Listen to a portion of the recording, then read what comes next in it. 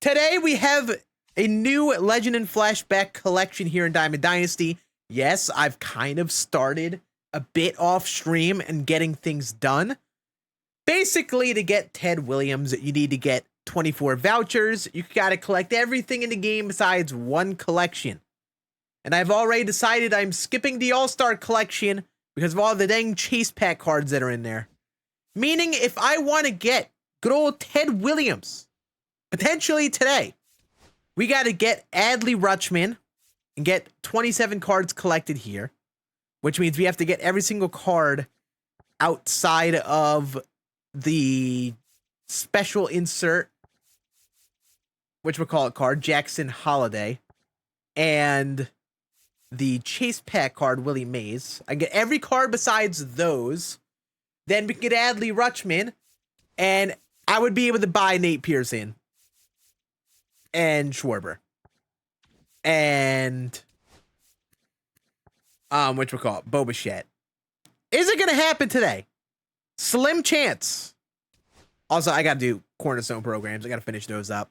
And I gotta do the new Spotlight stuff. So, is it very likely we get Ted Williams today? Absolutely not. Honestly, very slim. But we're gonna try, and we're gonna see what happens. We're gonna start off by grinding the summer program stuff. And we're just gonna see how much we can get done, and then take it from there. Let's just start off with some moments grinding here. Yep, Jackson Holiday is the special insert. Yes, he is. Yep, live on YouTube too. We're live on YouTube, Twitch, X, Twitter. I still call it Twitter. But yeah, overall, I like this content drop today. I think overall, it's about as good as the Moonshot stuff when it dropped. And they were honestly not too bad with the Legend and Flashback collections either. There were some categories that I got like every single card for because I was needing all of them. And it really wasn't bad. It felt like there was a lot of feedback heard between content drops today and the last week when we got stuff, which is nice. Which makes me a bit happy. You didn't get Ryan Ludwig? That's pain. That is pain. Yeah, I heard the Diamond Quest is bugged. Low key, I should hop on in and like get close to completing it. Because I saw that Sonny Gray was just going for a ridiculous amount of stubs. What if I get it done right away when it's fixed? And then I could sell one of those cards for more stubs, you know? That might be kind of 5-hit. But also, I don't know if it's going to even work. How's this? Camilo Doval? Probably a solid reliever. His motion feels slightly different in the past. Doesn't look as funky as it used to be. It's kind of sidearm. Kind of like 3/4 release. 76% of Hall of Fame. Oof. Hate to see that. Yeah, that's why I play on GOAT. As painful and risky as it is, you know, I need the guaranteed odds if I can beat on GOAT. What's up, Conray? Quality looks good? Hell yeah, that makes me happy to hear. I've been having a lot of issues with stuff, so I'm glad to hear the quality looks good over there. Hell yeah. Appreciate it, Christian. Yeah, chat, we're on our way to 100k subs. I haven't said it in a video yet, because they haven't released a video about it. But if you enjoy the YouTube stuff, make sure you sub, because when we get to 100k subs, I will public all of my cringe old YouTube videos that I watched in the one video a long time ago. I will make them public again. You could all laugh at 13-year-old Scann making cringe videos about Call of Duty. Attaboy, Ludwig. Nice little 2 for 2.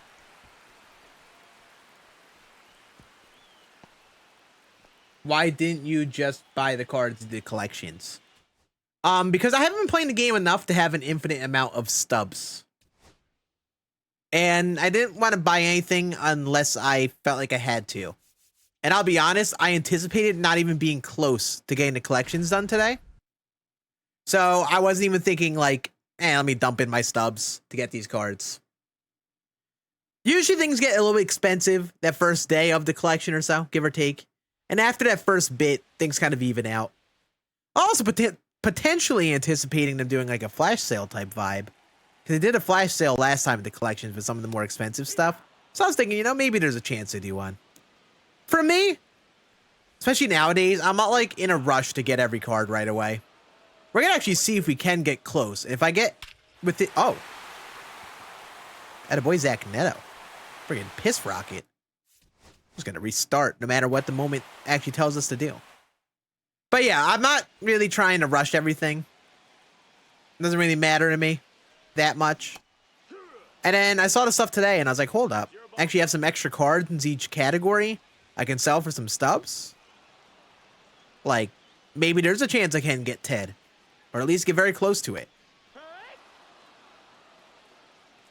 So it gave me a bit of hope that I didn't have originally. 423 with Bernie. I'd say it's pretty good. I'd say it's pretty good, Celtics. I was worried. I just had to buy 2 Tops Now cards. Dang, dude. Man, they made it tough. They made it tough. Hi, Ethan. Bing bong. Bing bong. All right, so we got our strikeouts. But yeah, in case it isn't obvious, I'm not like dieharding DD the same way as I used to back in the day. If this were like peak Scan and I was playing the game all the time every day, I would have had Diamond Quest grinded out. I would have had a bunch of stubs in the pocket and had all the collections on already. But I don't really care like that nowadays. So we kind of just take our time with stuff. I don't only do stuff unless I really feel like the player like is worth it. And I did it last week with the Spotlight stuff and got the Bryce Harper and stuff. I was like, you know, that stuff is obtainable within reason. And the cards seem very fun. So it was worth me going out of my way to do it. Didn't feel that way about Seeker. Because I knew Jeter was coming. I think, actually, I don't know if they announced Jeter at that point. But Seeker, I didn't feel like I had to go out and get. And I definitely didn't feel that way about Buxton either. Yeah, the Jason Dominguez was fun. I honestly didn't love him as much as I thought I was going to when I used him. But albeit I was playing while I had connection issues. And half time I was using it was during the week where I was just disconnecting from crap all the time. Oh, Ethan on YouTube now. Hell yeah, Ethan. So yeah, we're just going to grind out these moments. Then we're going to do the extreme stuff. See how far we can get with that. Then we'll do the Spotlight stuff. And we'll see like how long it takes and how close within reason I am. I'm not sure if we're going to fully mini-season grind on the stream here. I'm not sure. We're going to have to see about that. Because there's a lot of games, it's going to take a lot of time. I'm not looking forward to that.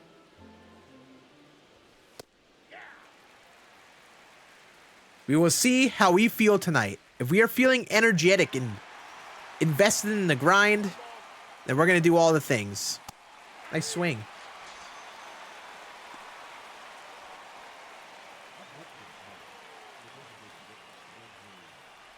Bought 3 packs and pulled Vinny. Hell yeah. Look at you funding the pack market. Good for you. Love that for you. I honestly don't think I've bought any of the Spotlight packs nor the like Premiere and stuff packs on the store. I don't know what it is. Like I see the premise of buying packs. I see how expensive some of the packs are and I'm like, huh. And I throw up in my mouth.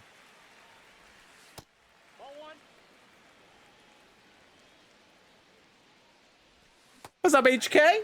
How we doing, dude? Howdy, howdy.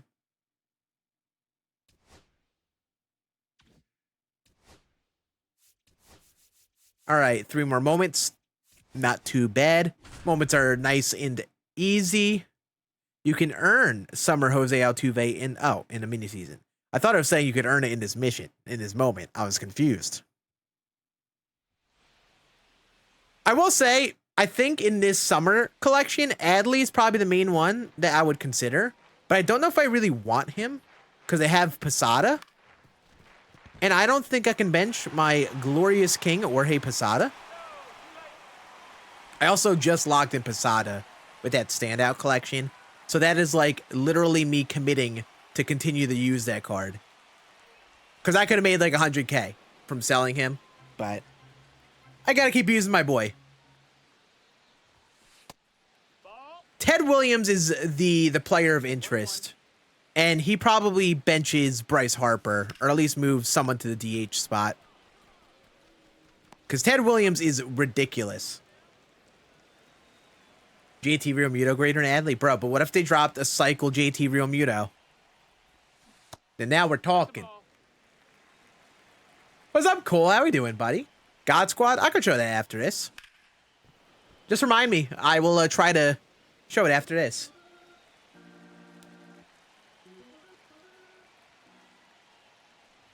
Top 5 Yankee pitchers of all time. Actually, a very good question. Not one I've thought of before. I think we just need hits, right? Oh, 1 extra base hit. You better get there, Jose. He's short king. There we go. Top 5 Yankee pitchers. I mean, Whitey Ford has to be in there just for his playoff notables. I think Ron Guidry has to be in there. Those two are like all-time Yankee pitchers, just with the length of tenure they have. But honestly, like, all-time Yankee pitchers, the list gets interesting after that. Do you argue Garrett Cole? Because the Cy Young Awards? Garrett Cole's got to be in there, I'd say. And then, like, what? What are the last two? Who are the last 2 top 5 Yankee pitchers? Well, starting pitchers, I should say. If we're counting relievers, then Mariano Rivera has to obviously be in the top 5 pitchers of all time. But I don't know if that was assumed or not. Oh, bye. Raymundo Cheesy! What? Wrong button. I'm sorry. It's a W raid. The Ray raid is a W. Not Divine Boom.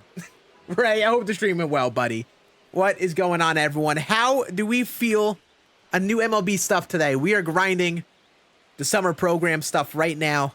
Trying to fly through that and, you know, maybe see if there's a chance I get good old Ted Williams. There's a chance we get him today.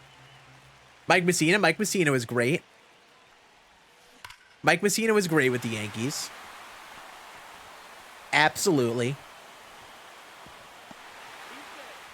Yeah, number 1 Yankee pitcher, Sonny Gray. Number 2, Marcus Stroman. Absolutely. No doubt about that one.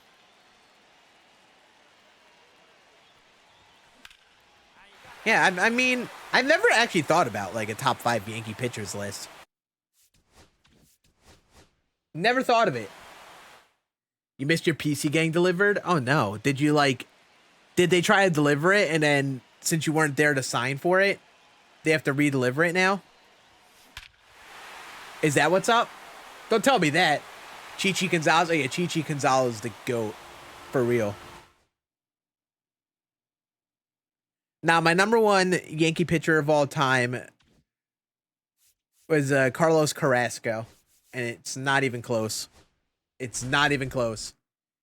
Yeah, I mean, if we're talking top 5 pitchers, Mariano Rivera is the best reliever of all time. Honestly, he's probably the best Yankee pitcher of all time, to be honest. That's how dominant he was. Got to pick it up. Oh, pain. Well, at least you can pick it up tonight. That is painful, though. That is tough. What's up, Rex? How we doing, buddy? Oh, yeah, this Castellanos will probably be manning my DH spot. At least until I get Ted. There is a fair chance we don't get Ted. I mean, it's honestly most likely that I don't get Ted Williams today. So this Castellanos is a perfect DH. And I typically do really solid with his cards. He's got pull hitter too. Not bad. Not extreme pull, but you know, pull hitter will work. Bing bong. Bing bong. All right, those are all of the regular moments done. Wait, I need 2 extra base hits. I read what the moment said. I know exactly what I have to do. One ball, no strikes.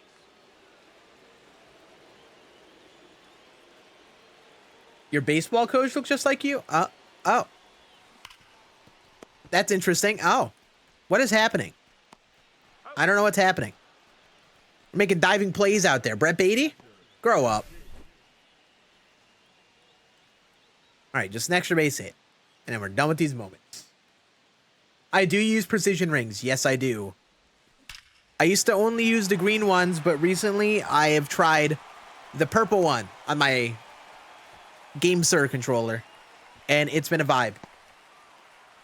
What's up, Real Sports? How we doing, dude? But yes, I do use precision rings. I feel like they are worth a try. But there's also a fair chance you don't like it. But I think they're worth a try. I think they're a tougher sell on PlayStation. I find the PlayStation sticks already don't have the widest range of motion. So when you throw on a precision ring, it gets very difficult to reach the corners of the zone and such. So it takes a lot of getting used to on there. They didn't call that an extra base hit because you got thrown at home. Actually grow up. Actually grow up. How stupid are you? Who do they have as the third base coach?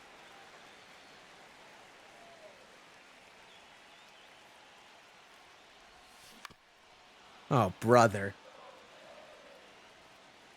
Anyone have a code for MLB The Show? I don't think people just have MLB The Show codes just lying around. Unfortunately. What's up, Freaky Dina? How we doing? Hey, appreciate you, Chunk. Keep at it, baby. How you play defense? Yeah, they take a lot of getting used to. What I do when I'm making plays in the field, I like let go of the middle of the stick and I just push all the way. Like I push on the side of the stick. If you kind of get my drift. It's very trippy. It takes a lot of getting used to.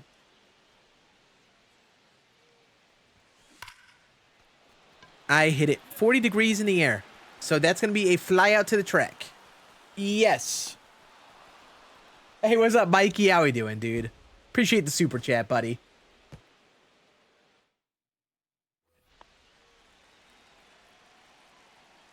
Long story? Oh. You had to drive around and track the driver. Oh my god, Ray. Oh my god. Bro missed his PC being delivered and was like, wait, hit the road! We gotta find him! Went on a Fast and Furious chase to find the guy. Oh, man.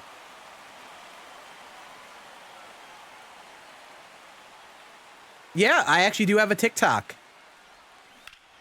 YouTube and Twitch is like always like the places I'm at most.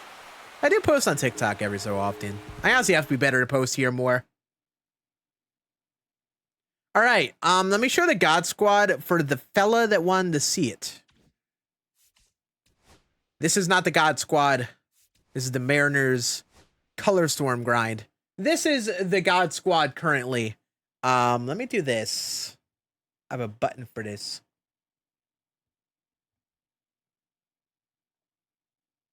What would be bottom right? Now I'm down here. So yeah, this is the God Squad. Pretty solid, I would say. I obviously have some immovable forces. Beltran. Jorge Posada right now is just that guy. He's one of my better hitters still. Obviously, Gil Hodges. And I started to slump with Scott Rowland, but as I started to slump with him, he started to hit pretty well again. I might take him out soon. Like if I get Candelario, I might take him out. Maybe if I get a second baseman, I'll slide Caminero there. I'm not sure how I feel about this card. Like, I liked his Jolt series card, but this card feels like he swings slow. Like, feels like he kind of got a hitch in his swing. That kind of messes with my brain. Jeter stays, if you know me. And James Wood has been a monster. This card is insanely good. Harper, not as much. So I think I probably would put Ted Williams in the DH spot. Probably slots in there. Or I move Bryce Harper there. Slide James Wood to right, but I think we're getting finicky at that point. Ted Williams is the gold fielding, but he's a little slower. Actually, he's got similar speed to Harper.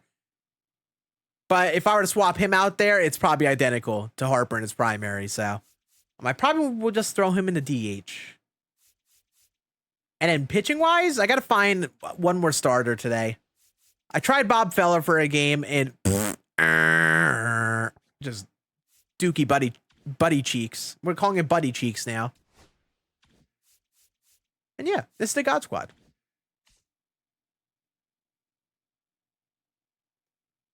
Back to my corner.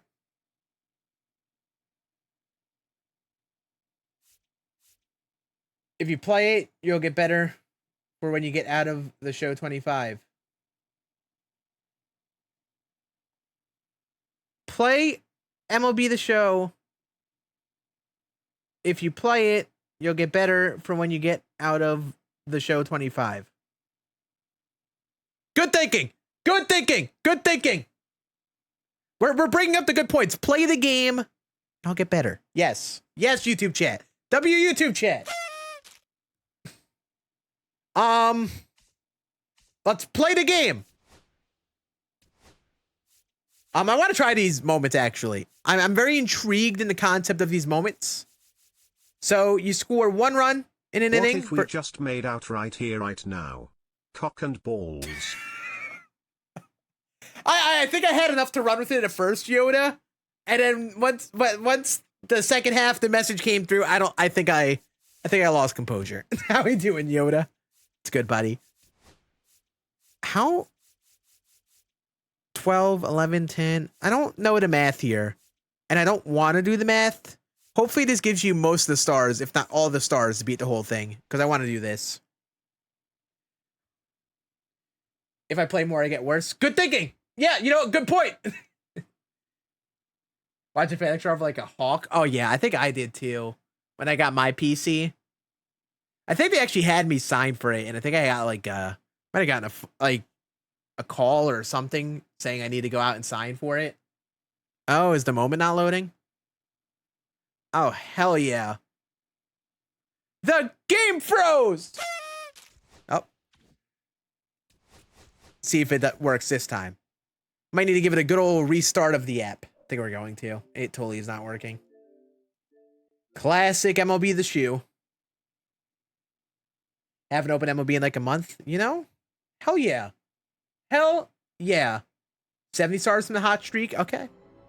I think that the maths, right? I feel like that maths.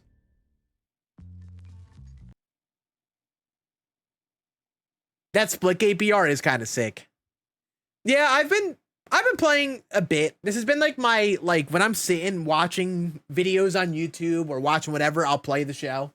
I keep up with stuff still. But there's been about the extent of it. I say that, and I end up grinding for World Series this weekend because I wanted to sell Soriano for 100k stubs. So I made World Series in like a day. Played 4 games of ranked. I've been keeping up with all the programs and stuff. Right as I talk about me taking bits of break of the game, I'm still playing everything all the time. So like I don't know how accurate that is. I think I still have a bit of a chronic addiction.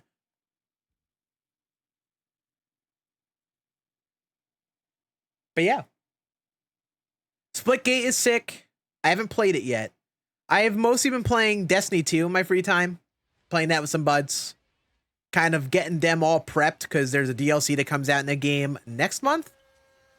And we're trying to like get all caught up since they're just getting back into it.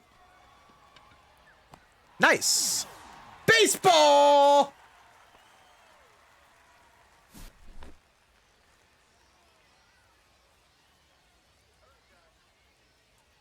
And then besides that, I think I plan on getting into some single player games here soon.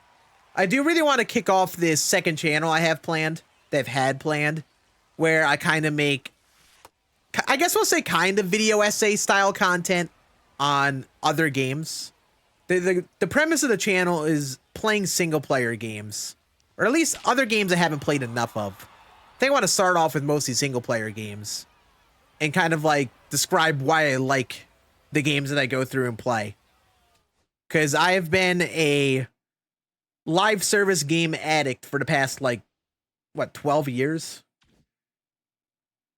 however long it's been since the first Destiny came out, and then bit of Call of Duty, but albeit Call of Duty wasn't really all into live content for a long while. But like, I want to get into just like the single player story driven games that I've missed out on for like 10 years. And I want to make videos about it, because I feel like that'd be fun. First episode recognize the problem. Valid point. The thing is, I recognize I do have a problem. And the thing is like, I like this game, but there are points where I don't like it and I still play it. And even when I have been slowing down on doing that lately, it still happens. It's bad. Real bad.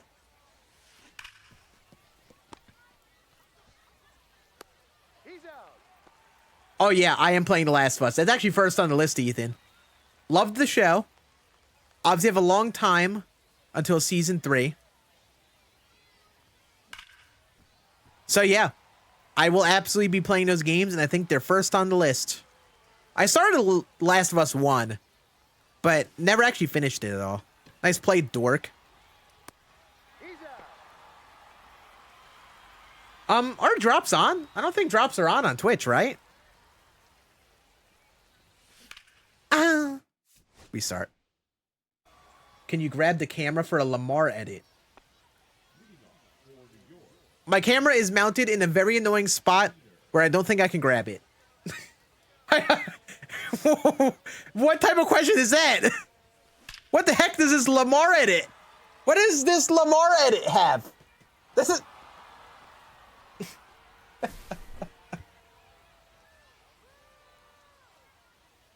That's the best you get out of me.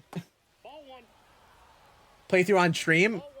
I mean, I'm down to play through on stream. I'm down to. If that's something that people want to see, I'm here for it. I mean, I've seen the edits on TikTok. I haven't seen any Lamar edits involving grabbing a camera. I see all of the crazy edits. There was one I saw recently that was just kind of out there. Where's the Justin Turner edit off the little clip of him dancing in the Cubs dugout with the fake nutsack underneath him? And for TikTok, I mean a bag of nuts, a bag of peanuts. That is, he was dancing all holly and jolly with a bag of peanuts in his hand. Don't ban me, please.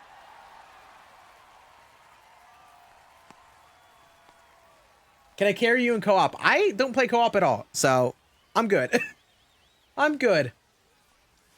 Ah. You still have the show 23? Oh, you're still at it. Oh, man. I remember back in the day of like the PS2 days of playing MLB The Show and then not having the current game, being stuck with the old rosters and it driving me nuts. There's no way I would be able to do it nowadays. When I have the financial capabilities of buying my own games, I would never be able to stay on a previous game. Even if I couldn't buy my own games, I would just play something else, because it would make me so sad playing with like the last year rosters. And yes, you can download the rosters off the vault, but it doesn't hit the same. You hit me with it, Ethan. MVP 05. I've had it installed on this PC for a hot minute. It's one of those games that I want to make a dedicated video for, I think. But I've been trying to find the best way to do it. But it's on the list, don't worry. I've actually... Oh my god, man. I actually have a PS2 back here that I've been gradually getting the old collection of games for. And all of the equipment for. And I can totally play games on the PS2, including MVP Baseball. Scann is a man. He can carry himself. You know, I appreciate the premise, but he was talking about co-op. So like, in theory, I can't carry myself in co-op because you at least need one other player. If I could solo co-op, I would, but obviously you can't. And I'll be honest, I don't know if I have the capability of random queuing with people on co-op and carrying them. Not nowadays.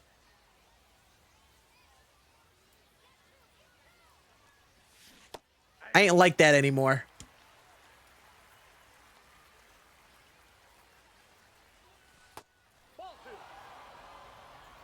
Oh my God. From 12 until I got 18 on Black Friday. That's insane. You know what was rough? And I think the most rough, and I'm curious if anyone out there relates. And I guess at this point we're talking about some of the older gamers in the chat.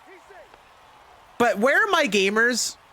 I don't like saying gamers. Ew, it feels cringe. Where are the people who, instead of getting a PS3, got an Xbox One or an Xbox 360? So you skipped out on the first part of you skipped out on the PS3 era and you missed out on the PS4 era. Cause me, I got an Xbox 360, didn't get a PS3. My friends fully sold me on getting an Xbox 360 instead of a PS3. And I had MLB 2K until 2K13, had the Bigs 2. Bigs 2 is a banger game. And MLB 2K, you know, it was a baseball game. And it was good in the 2000s, but once it got to the 2010s, ugh. And I remember just looking at any MLB The Show and being so sad.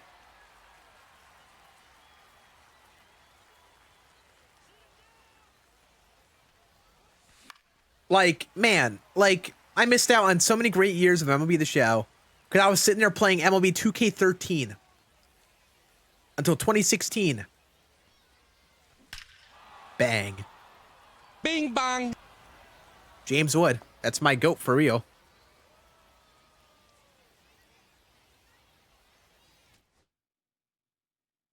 Elijah, thank you for the rose, dude. Thank you, thank you. Appreciate it. Also, TikTok up to 1,500 likes. Thank you, guys. Legends. Got a hair in my glasses.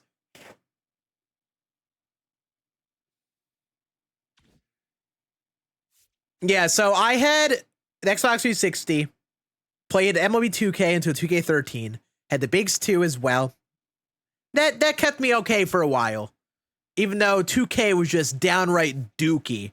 Like, MLB 2K was actually, like, so wonky, clunky. Yes, it had pitching like Pinpoint like we have in the show nowadays, but it was just, it graphically was so much worse than MLB The Show.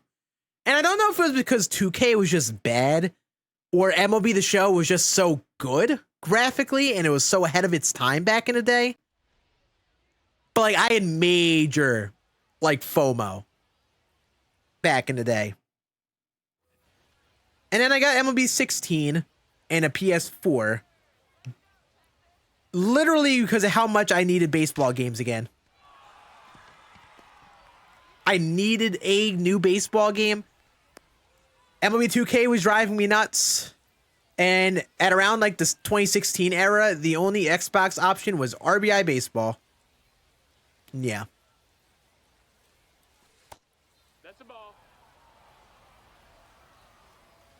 It was slop, but it was my slop, you know? It was beautiful slop. I enjoyed it for a bit. It was peak in the 2000s, though. Like, that 2000s, I will still say it. For anyone who has just hopped on into, like, video games over the last 10 years and have entirely missed out on the 2000s. Like, what, 04 to 2009, I think, was peak baseball gaming. Honestly, peak sports gaming.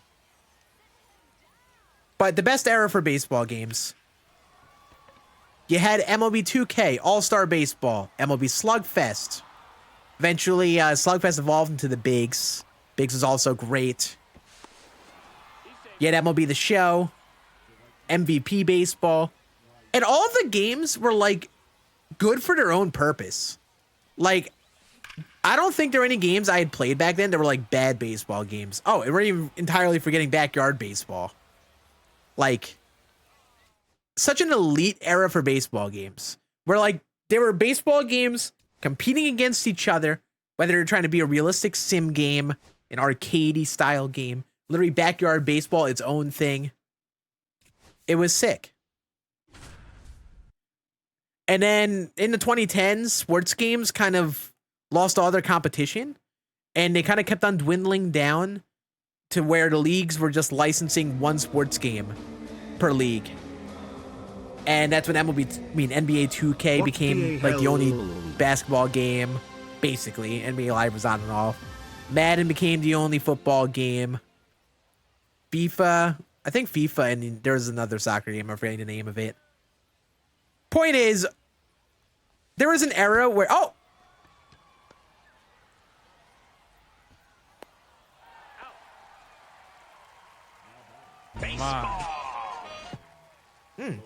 you know, where's MVP Baseball 25 at? Where is it? Where is MVP Baseball 25 at? Day!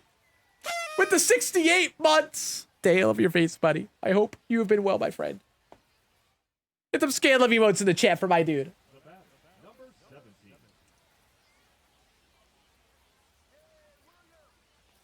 Do you remember me? I was one that said grow a full beard.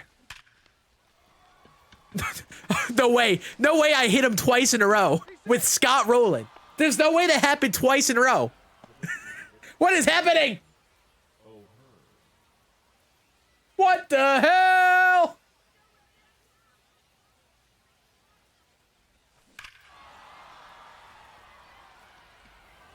What the hell? Oh, we stopped recording. I actually hit the record button. I probably shouldn't have. All right, we just need to get one run. Hell yeah. What's up, Archer? How we doing, dude? But yeah, chat, if you're just joining us, we are grinding out this summer content that came out in MLB 25. We are trying to get Ted Williams, or at least try to get as close to him as possible today. So we're starting off with this summer stuff, trying to get through the program. Bing bong. Bing We bong. are cooking in these moments right now. And we're going to see how far it can get. This could be one night where we just sit down, grind our butt off, and make a ton of progress. It also could be a case where I become brain dead after a couple hours of mini seasons, or not even getting to the mini seasons. So we're just kind of winging it here.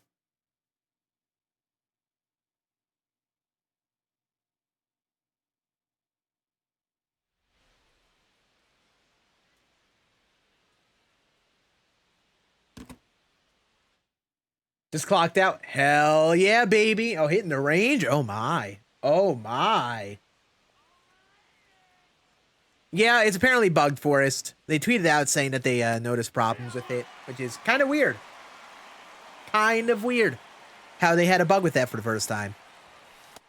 I wonder what's up with that. I've not done the new Diamond Quest, no. I have heard it's bugged.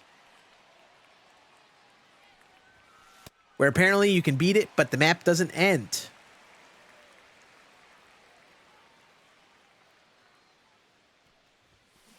And SCS tweeted saying that they noticed the bug. And I guess they're trying to fix it. I have no idea what that entails. Hopefully it does not make people restart it. Appreciate you, Christian. Bang. Bang! Bing bong. Bing bong! Need Switch 2 update? Oh? What do you mean you need Switch 2 update? I mean, I have my Switch 2. I've been playing it. I even made a whole thread on Twitter talking about it in comparison to the PS Portal for this game. It's a vibe. Oh? I think it's gonna go. Yes, sir. Come on. 2 more. Oh, for MLB? Oh. Chat, should we play this game on Switch? On stream? Do you guys want to see what this game looks like on a full screen monitor on Switch at some point? It looks buns when playing it on a screen. It is perfectly fine when you're on the small screen. Like, perfectly fine. And I was actually kind of shocked at how responsive it felt. Like, it feels very snappy. I don't know if it's because of the controller and how like easy it is to actuate the buttons, but yeah, it feels pretty good. It looks like Dookie though. Down, ball. Don't want to bleach your eyes. Fair enough. Fair enough. All right, come on. One more. Let's lock in.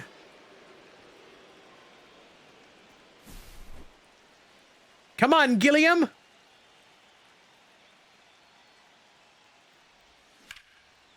And I sold. All right. I mean, not a bad first attempt, though.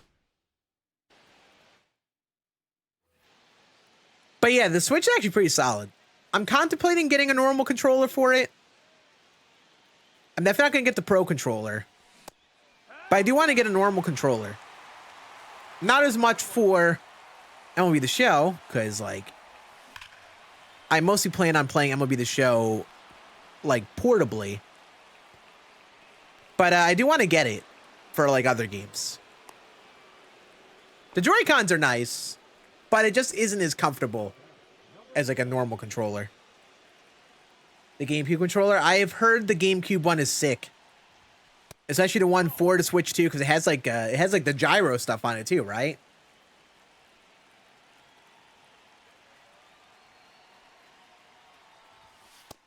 Ball. Hey, Liam, I appreciate it, dude.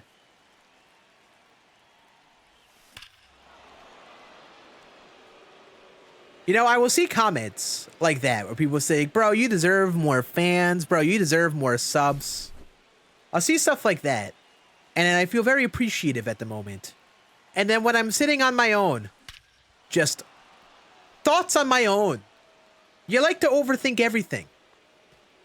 And I sit there at my desk trying to write a script for this next video I'm working on. And I sit there at like nothing and just absolute brain fart at my desk like, while there are people commenting, Scann, you deserve more subs. And I'm just sitting there at my desk trying to like get a video done for like a week, just like, like, I don't know if I do. Like, I don't know what it is with YouTube, man. Like, I love it, but also like, I sit there brain dead doing nothing when I could be so much more productive. Yeah, GameCube controller would probably be trippy for MLB. I wonder what that would be like. Especially like trying to do pinpoint. Isn't the right stick on the GameCube controller weird?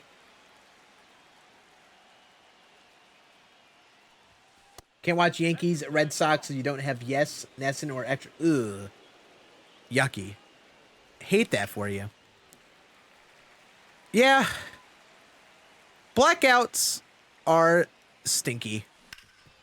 Oh yeah, chat. I'm curious on your guys' thoughts on this since I'm actually live for once. Have any of you guys seen other creators using that app Playback, where they watch live baseball games and stuff, and they have a live stream of them live reacting to baseball games? Have any of you guys actually used that and watched other people use it? And if you have, how have you felt about it? Because I've contemplated. I mean, I've made an account and stuff on there. But maybe as like we get to like the playoffs or like some like high stakes baseball games, if possible, maybe it would be something we do down the road. Yes, I've watched Swan do it. It's pretty neat. I know Cougs has done it. Fuzzy. I know Draftnik Mark has too. It is pretty cool.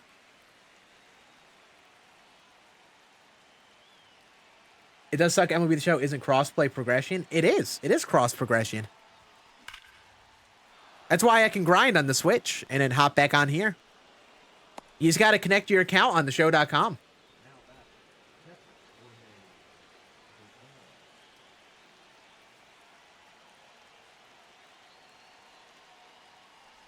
All right, come on, baby. Just a single. We got 97 speed on second.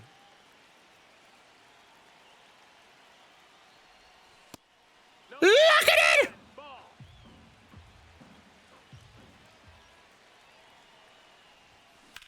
Bang. Another one done.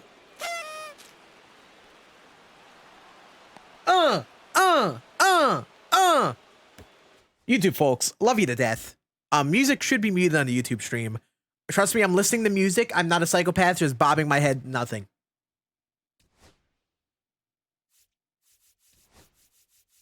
I want to get speared by copyright.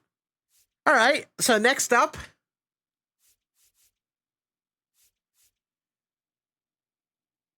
Felix Batista got to score 4 runs. However, it's on Hall of Fame.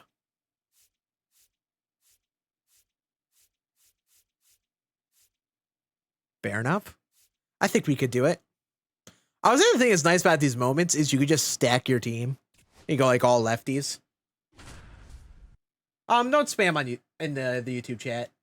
Your average gamer.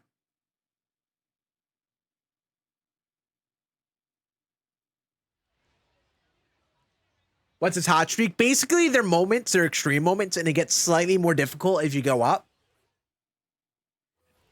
They're kind of like showdowns, but like they're just 1 inning. You have 3 outs to score whatever amount of runs, and they progressively get harder. You play MLB The Show, you are a psychopath, you know? Good point. Good point. You make a valid point. Maybe we're all psychopaths in some perspective.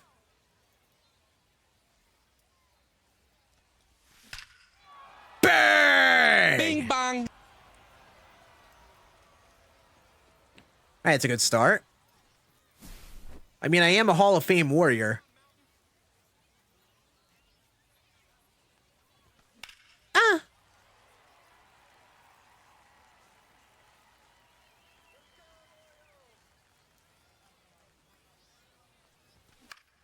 Yeah, that is exactly what's up with this Caminero card. Like I'm late on that.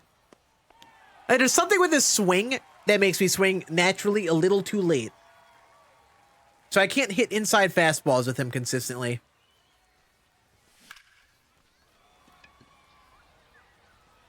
Well, bloop and a blast. Give me a bloop and a blast. Come on, baby. A bloop and a blast. That's a ball. I thought a hot streak is the line of sweat. Yes. Yeah, that's a hot streak, all right. Yep. You actually had to get one of those to get this program done. That's ball 2. He's a little wild, I see. 1 strike. He's a little wild, little all over the place. He doesn't want to throw a strike. I'm going to make him throw a strike.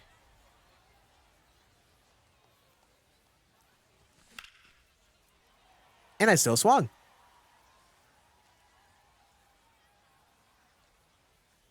Come on, Scott.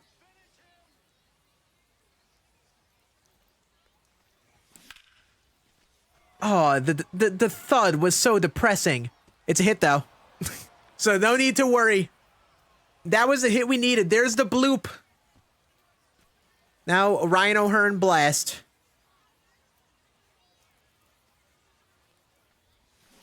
Oh, that was it. That was it. Who do I think is going to win the World Series? Hopefully the Yankees. Hopefully. Ah!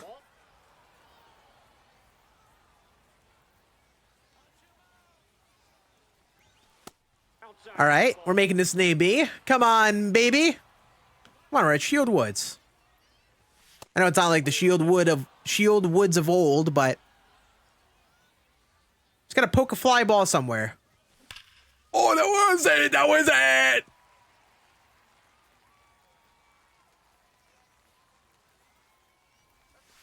All right, well, you know, the show goes on. He's rattled.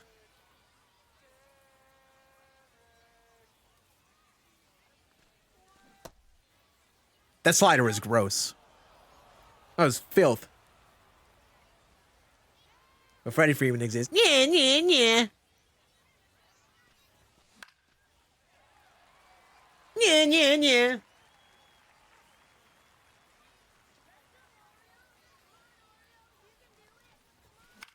That was it. I got my pitches to hit. I'm for some reason late on the fastballs. It's probably because it's Hall of Fame. And I think the first moments were on All-Star.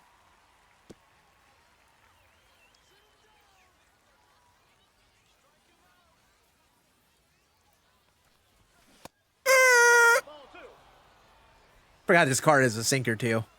Kind of diabolical. All right, well, fair enough. At least we had a chance. Felix Bautista has always been one of those dudes I've just never been able to hit on this game. I don't know what it is about him that gets me. I think his motion's a little different this year, but still. He throws me off.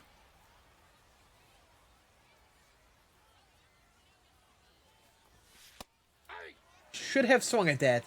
Should have swung at that.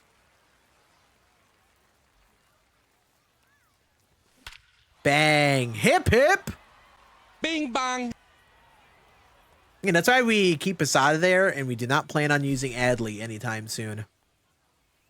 I probably could make a case for Adley for if I get up to GOAT difficulty this season. Oh, it's very early. Hell yeah. There we go. Got the timing on something with Caminero. That's a big boy bing bong. Bing, bang.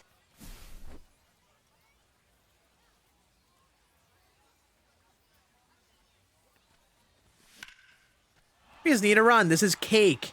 This is cake. We pinch run for Bryce. Get Corbin Carroll there. And we start stealing like a madman. Your bag is mine. He's safe.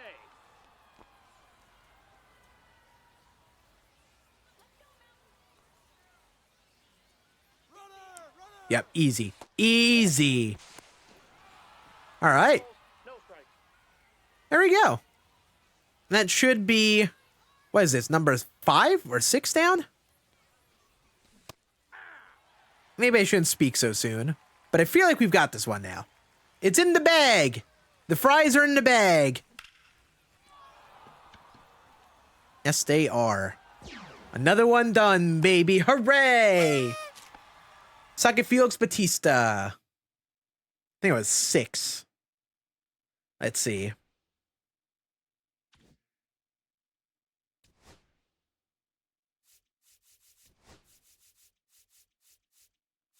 Now we have 7, 8, 9, and 10. Nolan Ryan on Hall of Fame. Got to score 5. Okay. So I feel like we need to hit a 2-run homer to start, or at least need the runner. We need to score like 2 or 3 runs before making it out.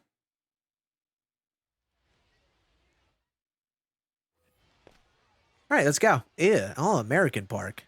Why they have us here?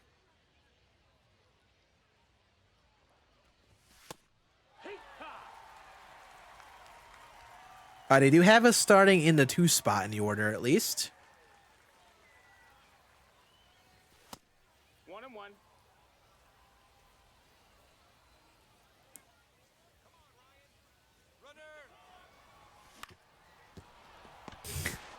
That was about the stupidest thing I could have done. I thought I was cooking with a hit and run. The shortstop fielded that ball on the second base side of the bag. What the hell? Oh, yeah, yes, there is a code you can redeem on the MLB The Show code site. And you get a free 0-1. summer pack. I pulled mid out of it.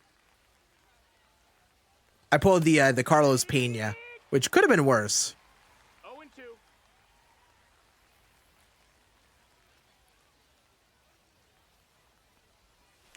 Ah. Ball.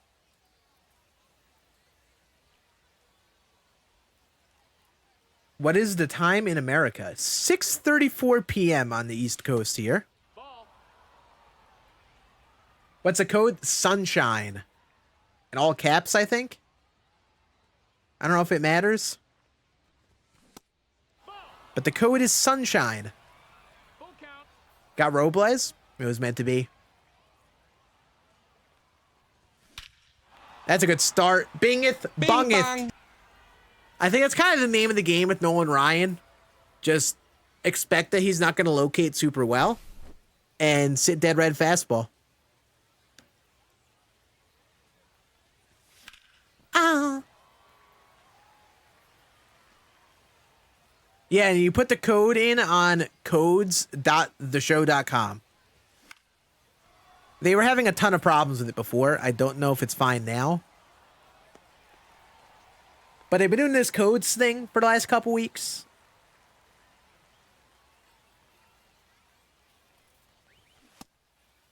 Ball. And I think the site has struggled to stay up. Oh. Do I like Fortnite? Yes, I think Fortnite's a pretty good game. I play it a bit in my free time every so often. 1-2. Ball.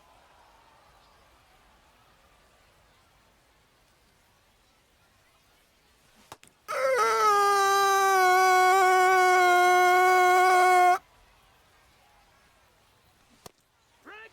Okay, he made me look like a buffoon there. Oh my god. Oh my gosh. Yeah, we're probably chalked now.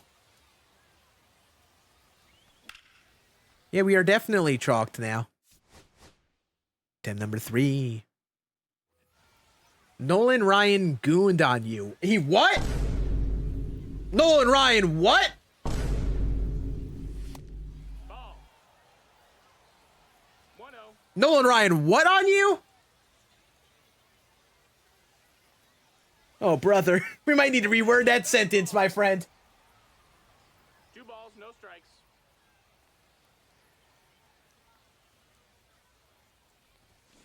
Ah. What's up, Thomas? How we doing, dude? I'm a Giants fan. In terms of football. Strike 2. But I'm not really a big football fan. 2-2. Baseball is the only sport that I like actively keep up with all the time. Was I too early on it? I was too early on it.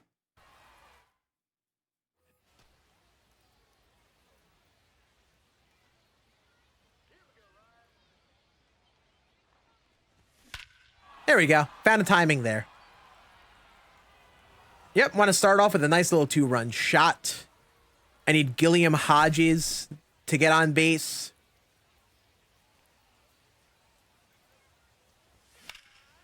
Gilliam? Yep, Gilliam did it. That's my dog for real. Back-to-back bing Bing bongs. All right, now I need a bloop and a blast.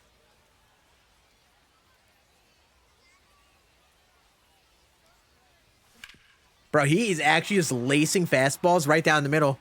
We got like lure accurate Nolan Ryan right now. Just full-blown ego. Fastballs right down the dang middle.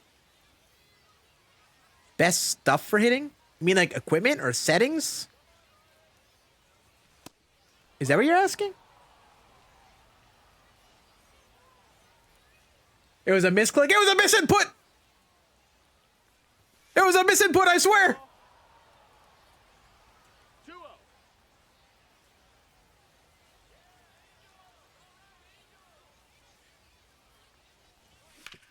2-0. Ooh. That was one to hit all right.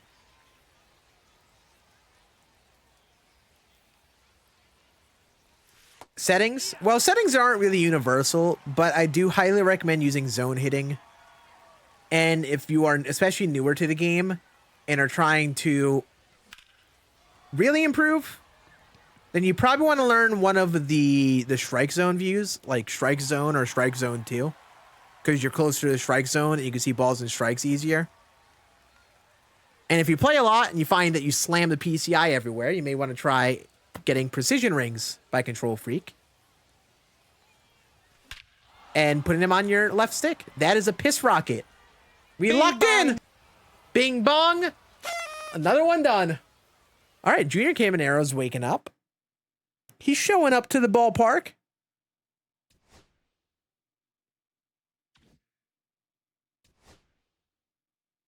All All right, we're up to 74 stars. Love that. Number 8. 6 runs in an inning versus Matt Strom. See, now here's the thing. Now we're doing it against a reliever. So the meta here is to get the pitch count up. Also, you start off with 2 runners on. So you got to hit a home run that first at bat. That's the vibe I'm getting here.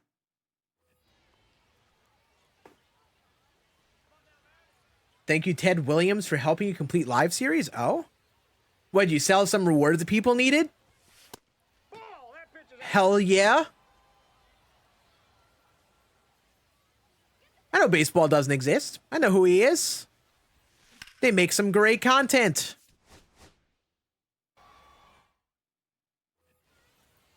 What's better, NBA or NHL? I think I've watched more basketball than hockey. Albeit the amount of I've watched of both sports has been insignificant. Like I said, I'm just like all in on baseball. It's really the only sport I commit to. It's the only sport that I actually like watched when I was younger and have learned all the ins and outs of and played myself. I did play basketball, like rec league basketball for like a year. It didn't go well. Ball inside. I was all baseball. So it's the only sport I really keep up with. And I find that it's enough for me. Ball, that's out. Come on, hip hip.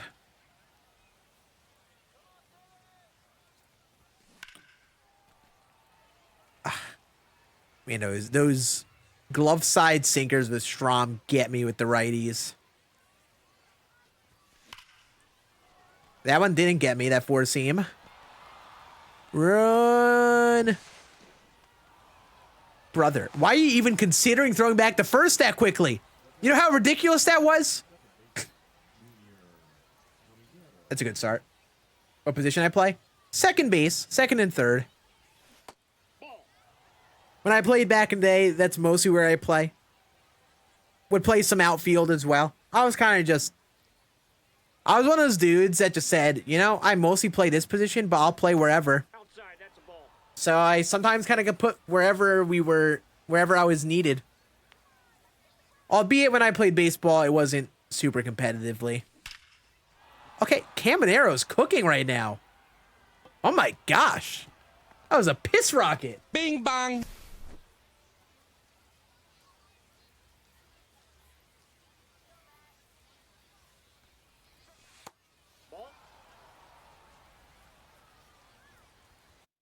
I feel like I should consider pinch hitting for Bryce Harper here. I feel like it should at least be considered. Like, what's the reason not to? 500K from people rushing to complete. Oh, nice. Hell yeah, dude. Honestly, that's really the wave. Investing in some cards while they're cheaper before the collections come out. Like stashing them away. And then when the collection comes out, there are always going to be people rushing. There's always going to be people who still need to buy cards. And you sell them while they're high. It's why is he on the line? It's exactly what I do. I always like to look out and see if I have any extra cards in some categories. So I could get rid of them while they're a bit more expensive, like today.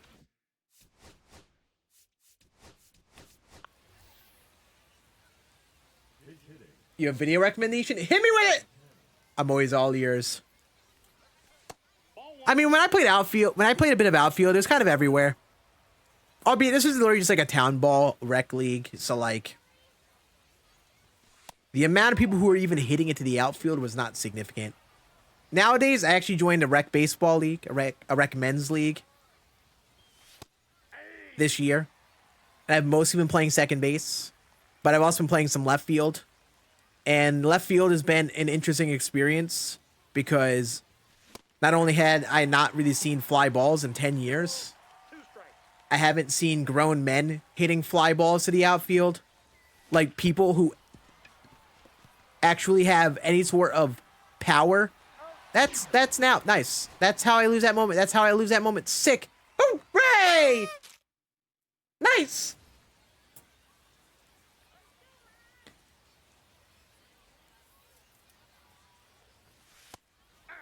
So left field has been experience. I had one fly ball hit to me in game that I thought was hit way deeper than it actually was, and misread it and hit off the heel of my glove, which was kind of sick. And then besides that, I just had a line drive hit to a gap that I threw in and hit the worst relay cutoff or relay to my cutoff ever. Friggin' rolled the ball into him basically. Stop with the good swing outs, Gabe, please. What's up, Haas? How we doing, buddy? I should do a summer cards only team. I wish just like doing teams like that was exciting enough for me video wise. Like, I don't know, it is. Like, I know this kind of like scratches the itch for other people, but for me, like, nothing excites me about doing like a theme team of like just a series of cards like that. The closest that I would get to that is like making a video where I try a bunch of different teams like that. And that was just one of the many teams I played with. But I don't know. I'm starting to find, with what I do for videos nowadays, I'm starting to find Diamond Dynasty to kind of be tough. I'm not really sure. I'm kind of at like another crossroads in my channel right now. Which, I mean, you'll have to see the next video I'm planning to kind of get more of an elaborate explanation on that, but... Are you going for 1,000? Hell yeah, Haas. Hell yeah. I definitely want to get to 1,000 this season. I want that Alfonso Soriano card. So I will definitely be like gradually making that push. I'm like right around 800 right now. I made World Series. Got to make the 1,000 push at some point, though. Man, so many people are asking me on TikTok to grab a camera for a Lamar edit. I don't want to do it. Please. Spare me. Boop, boop, boop, boop, boop.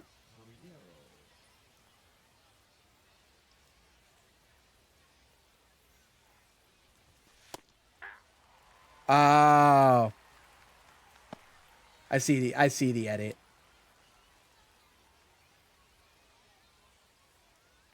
I now understand the Lamar edit. Yep.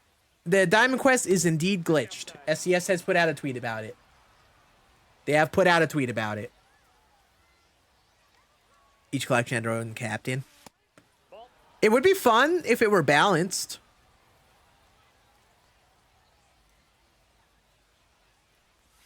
However, I fear with captains is that a lot of times they get a little...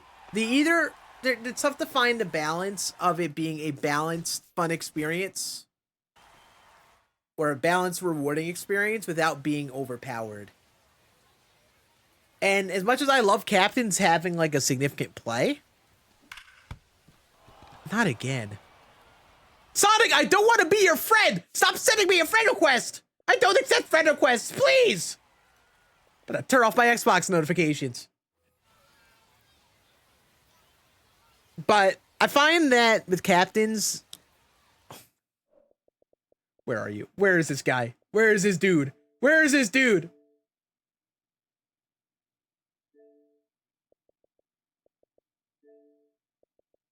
God! I don't accept friend requests because I have too many friends, dang it.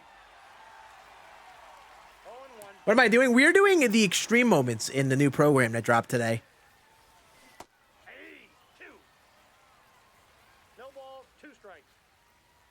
Yeah, Panda, I hope you do. It's been bugged. They tweeted out that it was bugged, and I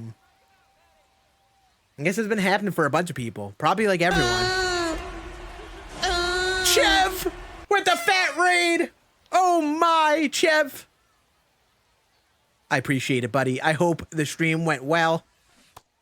I just struck out. Really quite the downgrade in gameplay. You guys probably watched Chev get Ted Williams or get close to him. Use Ted Williams. Probably crush the baseball with him. And here I am just doing his program, just whiffing against Matt Strom. Chev, I appreciate it, buddy. I hope the stream went well, my guy. How we doing, everyone? What's up, Viper? How we doing, buddy? No ball, 2 strikes. Hey, Viper. While I have you here, I'm starting to like kind of put logistics together for this next DLC for Destiny when it comes out in July. And I found out, first of all, I'm going to Tampa. You guys know the Rays tournament. I'm going down to Tampa with all those guys for a couple days, which will be very fun. I'm excited for that. But the Destiny 2 DLC comes out the day before I leave for my trip. And then I go on my trip. And then the day I come back, the raid releases.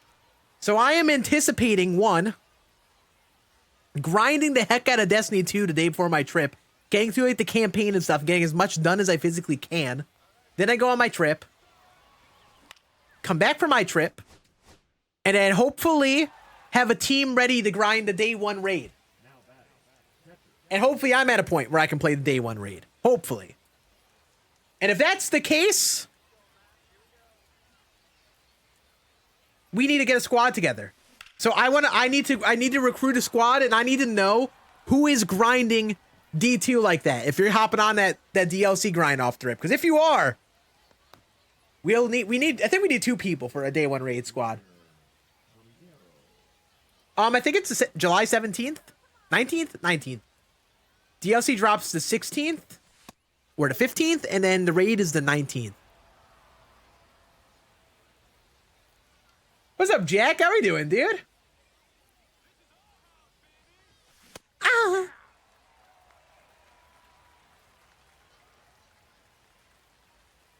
Honestly, George, that's how I feel.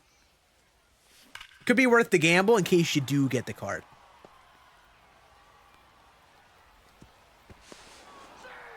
Chat, I need to know who this person is sending me the friend request. You have ruined it for everyone. You have ruined the Xbox notifications for everyone. I'm spitting on my monitor. But yeah, I think day 1 raid is the 19th, July 19th. DLC drops the 16th. Ball inside. And for a day 1 raid, it is going to be a grind. It's going to be an all-day affair. And yes, I would plan on streaming it for anyone that cares. You have no idea what the heck is happening if you don't play Destiny, but... Stop with the perfect outs.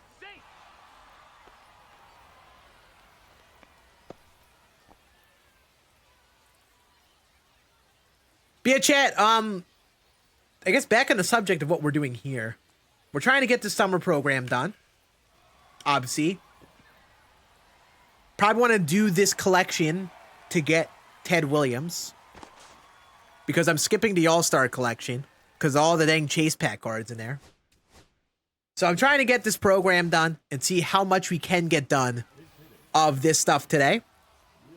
Obviously, if Diamond Quest isn't working, and if mini seasons is about to take as long as I'm banking it to be, we're probably not going to get Ted Williams like could have maybe done. But that's okay.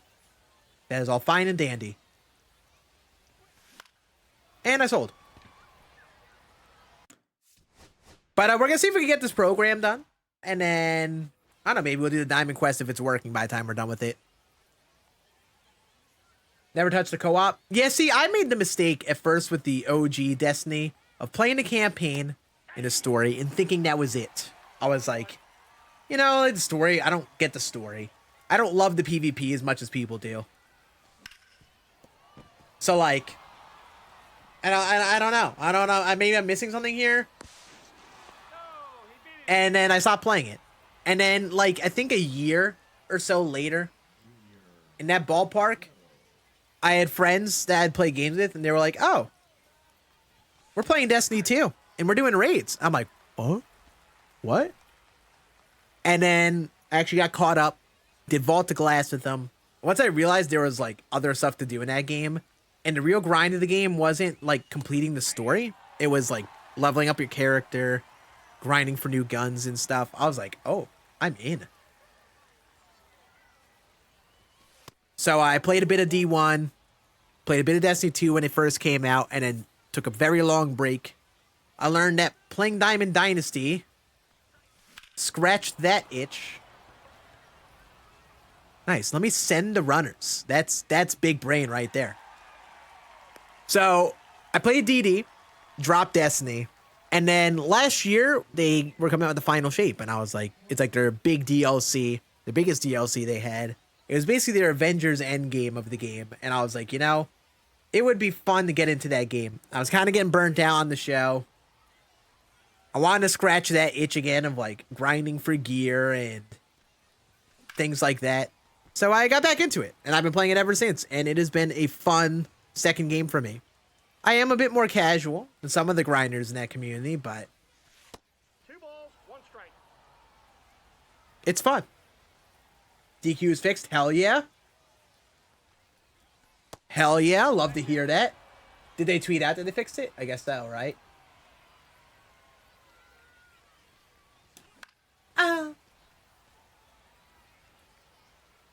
Yeah, they fixed the issue. All users must restart their playthrough. I'm so sorry, folks. Poor folks who beat it on GOAT and will literally get nothing out of it. I'm so sorry. F in the chat for all those folk. The thing I love about Destiny is like the gunplay feels great. When you learn like the gameplay loops and you complete a difficult task like beating a boss, like a tough boss, oh, it's so satisfying, man. Oh, then when you get god rolls, when you get a god roll of a gun, it's a dopamine addiction. Like, I see why Destiny was the game that inspired other games to go into live content. Like, I understand it after giving it like an actual full grind properly this last year. Because it's addicting, dude. It's addicting. Like, I think a lot of people don't realize that, like, Destiny kind of started that, was one of the big games that started a trend of live service games, like 10 years ago, however long it was. And I think the sports game world kind of got inspired by that with the card collecting modes, with live content. And nowadays, like, so many big games, like nearly every game that isn't like a single player story driven game is a live content game.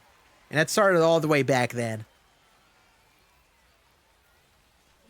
And I sold again, I think. Oh, no, I didn't. Bing bong. Bing bang. I did not play Division. Well, I should say I played a bit of the Division 2, I think. I forgot which one I played. Fun fact, I thought I was going to make a playthrough series of the Division on my YouTube channel back in the day. I made one video. I didn't get it. I don't think I understood that game back then. I probably would have been into it had I experienced a game like Destiny before. And then understood, like, what those games are. Like those looter shooter games. My brain didn't comprehend what the purpose of them was back in the day. I thought games were just like, oh, you go through and play story. And that it. Or do you play PvP multiplayer and that it. They bought the last weekend? Oh my. It's not true. It didn't take my stadium challenge away and you can still do it. Oh, nice. Hell yeah. Nice. Hey, you know what? That was a better run. That was a better run. What game mode is this? This is Diamond Dynasty, but this is specifically the new program they came out with. These are called Hot Streak Extreme Moments. They honestly play a lot like Showdown, but they're kind of condensed into moments that gradually get harder as you go. Got into Division from Destiny? Oh, okay. I've learned a lot of those looter shooter games are better with friends. I've learned with Destiny over the last couple months, a key part of what makes that game fun is the social experience. Like doing 3-person, 6-person activities, or even just like grinding in like a clan with people is like such a big part of those games. Something that I never had back in the day. Like when I played D1, I just did a couple raids with friends every so often. That was it. And then beyond that, I didn't do that much with them. And then D2 came out, and my cousin and I got all bought into the hype. We thought we were going to love the hell out of it.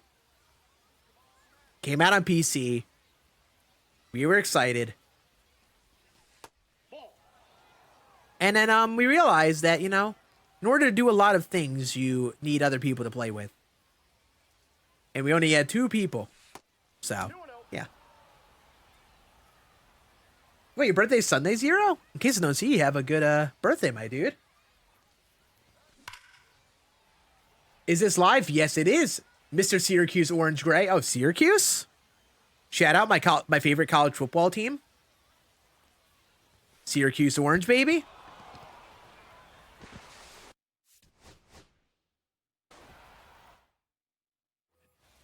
Chat, if any of you have been playing Destiny 2,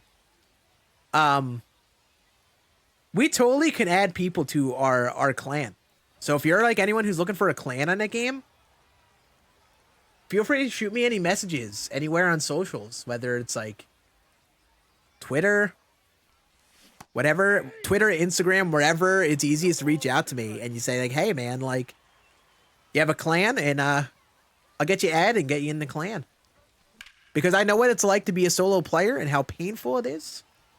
And I think it would be cool if we got like a little clan of folks who also play MLB. I know there are a bunch of other dudes I've talked to who are also like greater dudes I've talked to a bit that play the game a bit.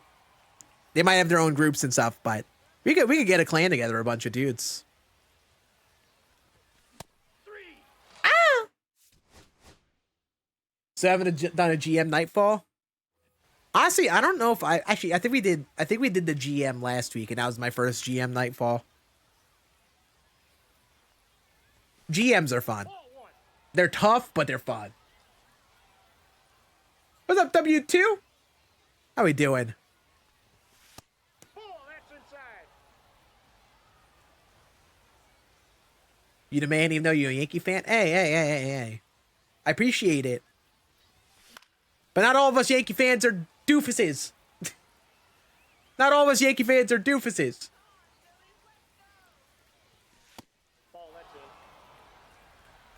I guess some raid loot? Oh, hell yeah. Cuck Destiny? Oh. Do we hate Destiny? I remember I actually did a podcast. If you guys want to watch it. My dude KDJ TV, MLB The Show creator, did a podcast with him and a few other people last week, and we kind of were talking a lot about MLB and like why, you know, some things we don't love about this game this year and such. And amongst that, I said, you know, I've been intentionally playing the game less because I found other games I've liked, and I've gotten into Destiny, and it's kind of scratched an itch that I was missing from MLB with like the grindy content and stuff, and it's been fun. And someone commented on this video and they're like, oh, Destiny's actually the worst. Scann is wrong. And I've heard I think a lot of people have a rough relationship with that game. Mostly like the people who have been at it for a while. I think they've been burned a little too many times by that game.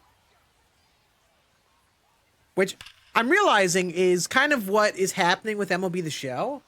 Like some of us folk who've been at it for a long time, like as much as we like the game deep down, you know, some of us are the more sour at things, or maybe even not sour, but like nitpicky of different things. Just because like the game has evolved so much since, you know, when I got into it in MLB 19, so much different than what it's like 6 years ago. So I presume that's just like something with a lot of games that just like, you know, maybe people get old, maybe the games change in ways they don't like. And with me, with Destiny, I haven't experienced it because I got into it the last year. So, like, it's still new and fresh to me in ways that it isn't for a lot of other people. Like, there are dudes who've been playing that game for, like, 10 years who are burnt the hell out of it and still kind of, like, almost, like, force themselves to play. Kind of like I was doing That Would Be the Show for a while a couple years ago. Like, I was burnt out of it and I still wanted to play it. What would you say is the doofus population? So here's the thing. My logic with this is that every fan base has a similar amount of doofuses. As in, there's a similar proportion of basically all fan bases that are the annoying, maybe not logical, very emotionally based fan that really doesn't feel like they ride with the team in and out. I think that they exist everywhere, but there are just so many Yankee fans that it seems like there are more doofuses. But in comparison to all the fans, it's the same proportion. And it's like why, like, whenever there are times when like bandwagoners hop on teams and people are like, oh, this fan base is the worst.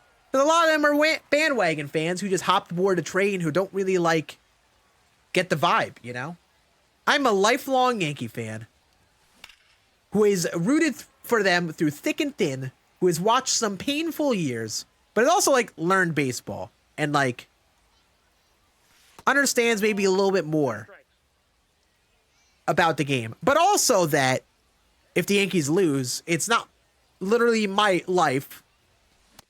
And, you know, it happens. If the Yankees do one thing wrong or one small thing happens, it's not the end of the world. So, like, yeah. I think it's similar to other fans or other fan bases. But on the contrary there, with how, like, the Bronx in New York treats Yankee baseball, it is just naturally different than other teams. Just because the stakes are higher, the pressure is higher. Just because they are the team. And people from the Bronx, like, the Yankees are their life. Like, it's such a big part of their life. So, like, when things don't go their way, it means a lot more to them. And obviously those fans exist everywhere, but they're also not people who are from New York, from the Bronx of all places.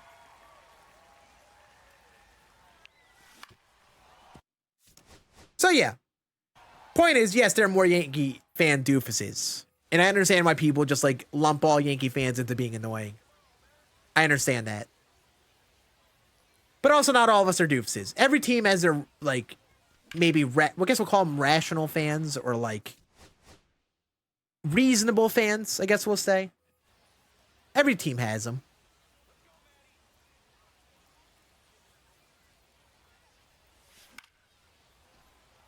The OG player leaves after a certain point? Yeah. I agree with that.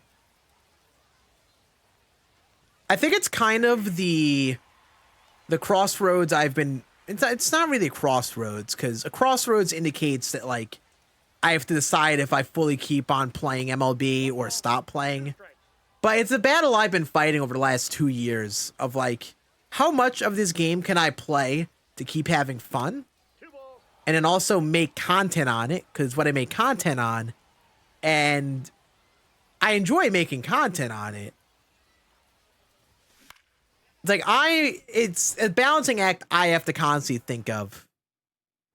And I think some people who are in a position like me don't think about it that way. And I think this is something that happened with Destiny 2, where it's like, some of us play the game so much and we loved being addicted to the game like we were at some point, and we want to be addicted and love the game that same exact way. But sometimes it's unrealistic to ask for that. And they might not ever be at a point where we love it as much like that. Because we've been playing for so dang long.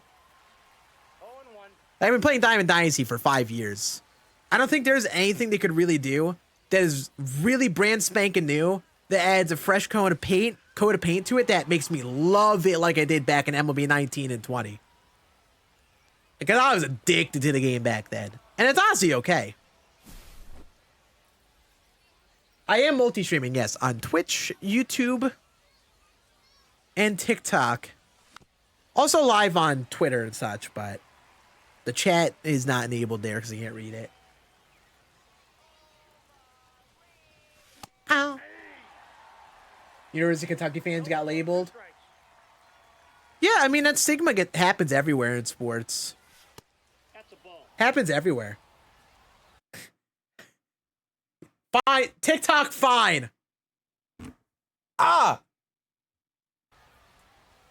Fine, TikTok, you won. I've been asked that question 5 times and put my hand on the camera. You got your Lamar edit.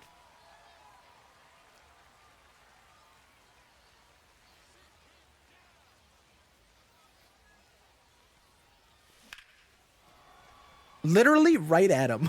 God dang it. Getting older, know every corner. Oh, yeah, absolutely. It's more of, honestly, it's more of like I can keep making MLB The Show content. And I think I could keep making good MLB The Show content. I think just sometimes Ball. That's inside. it's just a matter of like, can I stay sane while playing the game enough and making enough content to keep the ship afloat, you know? Like, for me, like, I used to play the game all the time, every day, grind all the content in and out, upload videos every day. And I got burnt the hell out of it because it was just an unhealthy way to play. And with how the game was evolving and growing over time, I wasn't enjoying it that same way to play it that way anymore. So I had to drastically slow down in the content that I made to stay sane. And it's a constant battle of like nowadays, like there'll be some things that pull me back in that I enjoy and I'm like, oh, this is fun, it's good. But how much can I really do and still enjoy it? Like, I like Weekend Classic. It's fun. I like Ranked. Still, of course. Dang it. That was hit so weakly. It has a better attempt, though. How much of it can I play before I lose my mind, though? Like, can I really go for the Immortal Division every weekend, a Weekend Classic, and have a fun time? Can I really play Ranked every season to get up to 1,000 rating and enjoy myself? Can I play with the expectation of trying to go 6-0 with that Weekend Classic, or just kind of kick back and, you know, just see what happens and not take it seriously, you know? All things I have to think about. Because sometimes I kind of get on board with something and then I get burnt out quick and it makes me hate playing the game. And that's really the problem at hand here. I'll never stop playing MLB The Show, I don't think, anytime soon. So I love my baseball games too much. I need a constant fix of it. Like, I've always played baseball games. So I can't just give it up. I love it too much.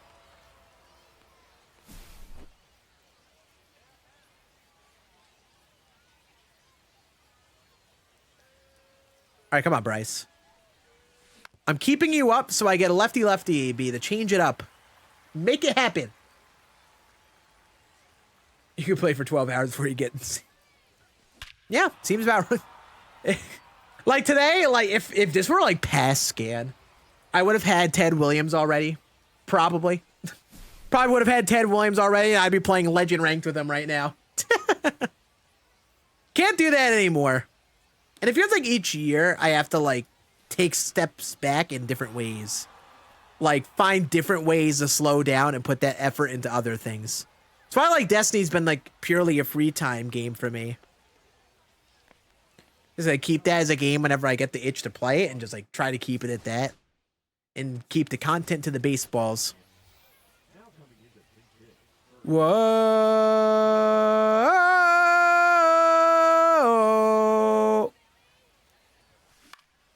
All right, this will get him over to third, I think. Should I send it? Nice. That was smart. What's my favorite stadium to play at? Ship It Stadium. Ship It is my go-to. I'm out. Get 99 speed on third. All right, Jeets, hit him in. This is it right here. This is the run. I was yapping so much, I don't even know how many runs this took me. As PCI scan. It should be enough, though. It better be. Bang. Moment down. We were yapping so much, I think I wasted so many attempts because I wasn't paying attention. But we got it done. We got Jeremy Pena now. Nice.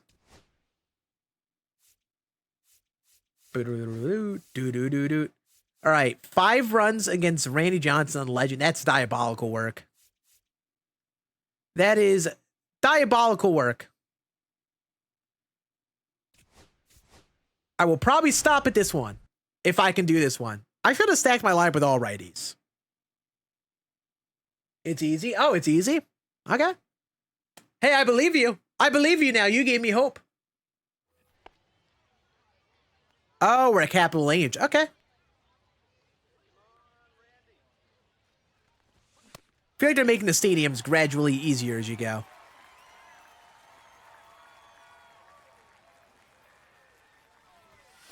That's a ball.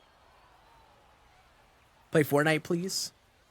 I think if I were to play Fortnite, it would be a stream thing exclusively, which maybe I'll do.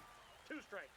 But probably exclusively on Twitch. The thing with YouTube streams is like the way that like the algorithm works and stuff, it's like a little finicky. It's tough for me to be like, hey, let me play a different game on a YouTube stream. But I'm over here on Twitch, we kind of do whatever. So if you want to see me play variety stuff, then I absolutely can do it.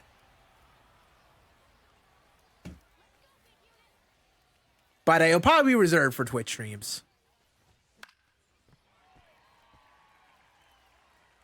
Last one, ship it. Nice. Not too shabby. I need better vibes. This isn't better vibes. Better vibes. Let's see. You know what? Absolute banger here. All right, let me focus for a bit and try to get this done, chat. I've been yapping for a bit. Let's see if we can do it against the Dussy. We locked in. Wow. Good start. Bloop and a blast.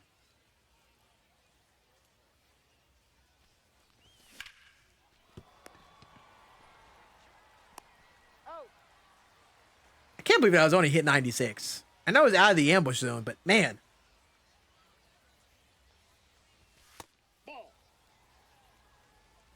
Favorite player on the Yankees? I bet you could take one guess and guess who my favorite Yankee is right now. Got him.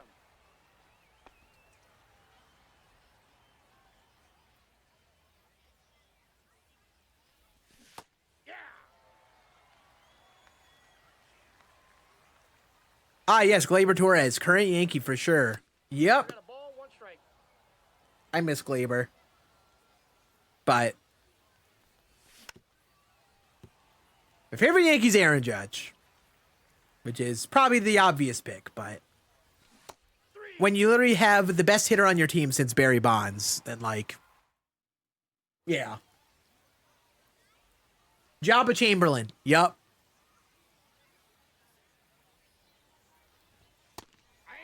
I do love jazz. I do love jazz. I would say favorite Yankees tier list. 1-1. Judge number 1, Garrett Cole number 2. Can we stop with the good swing outs? Number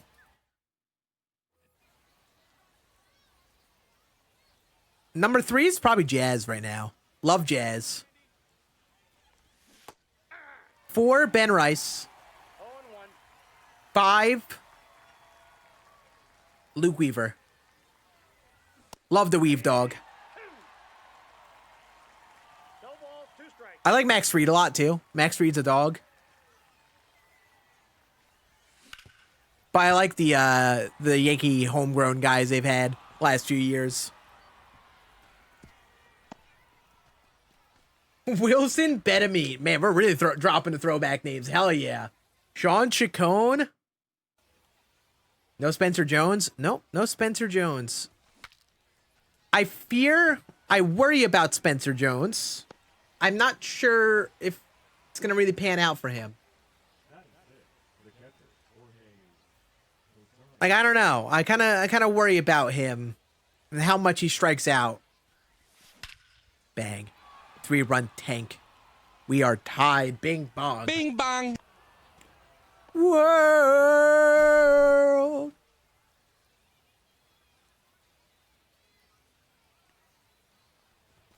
Oh, that was it. 0-1's the count. Giancarlo, I do like Stanton a lot. It's tough making a top 5. The thing with Stanton is like, is very injury prone. You kind of have to like count him out for a lot of the regular season. And he kind of has that aura of just the kind of underwhelming contract. But I do like him a lot. I love Stanton. Like, I don't know. I don't think I can have a top 5 list in my favorite Yankees. It's a nice. It's a tough list to make because I do love Stan a lot too. Because he's like such like a leader for the clubhouse and comes up big in the postseason. Ball one. So like it's a tough list to make.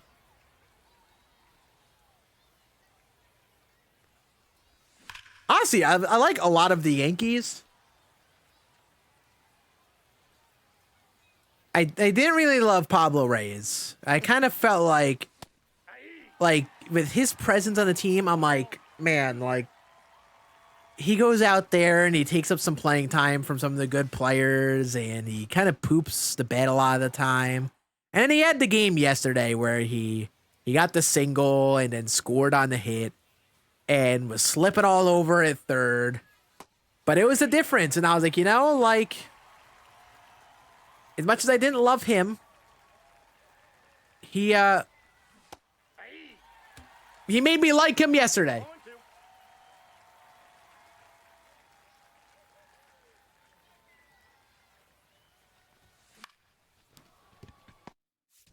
two. Eek. Eek. Is Jones having the same problem IRL I have with the strike zone? Yeah, he's got a tall strike. He's got a big zone to cover. But also like That's outside. he has the pop, but yeah, he doesn't seem to like have the same command of the zone. What makes Aaron Judge so good as a tall player is that he has such great command of the zone. Like Spencer Jones has the power to all fields. He hits the ball well in the opposite field. But I don't think he has the approach yet. It's kind of fair. It's kind of tough. But, yeah. Seems to kind of be going through the similar problems of that many tall players go through. Like, a lot of tall players are not, like, consistent contact hitters. Consistent hitters for average, specifically.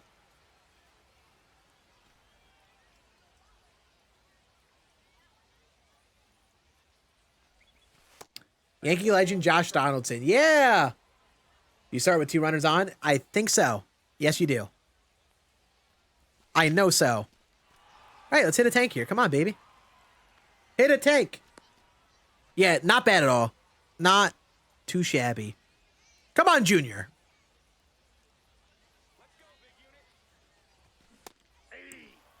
Oh, if that was a 4-seam. 0-1.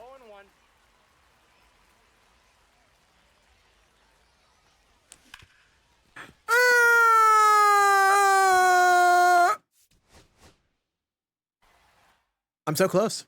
I've got this. I will give you $5 to finish off my mini season. Nope, I'm good. I'm good. That's a ball. I don't know who this mini season is, but I will not finish him off. I mean, I don't think I would take $5 to play my own mini season. So, I don't think I'll be playing yours. God dang it, stop with the hard hit outs. Protesting in front of the Mexican owner. What? Did I miss something? Did I miss something there? Bolt? The count. Bolts? Why do I reset? Because I want to get a hit in the first at bat. And if I don't get a hit or even a home run in that first at bat, just restart. I'm playing for a hit in the first at bat, at the very least. And if I don't get a hit in the first AB, I just restart. I'm not gonna make it more difficult for myself. So the challenge is to score 5 runs in 1 inning on legend difficulty versus Randy Johnson.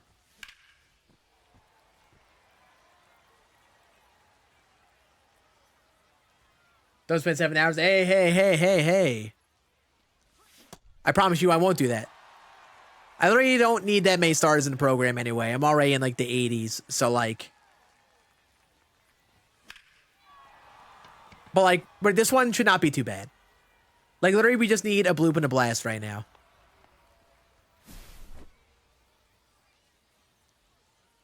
At 342 runners on? No. At that point when I lined out with Gilliam, it was not. 0-1. At least I don't think I was. If I was, that's a massive thing I overlooked.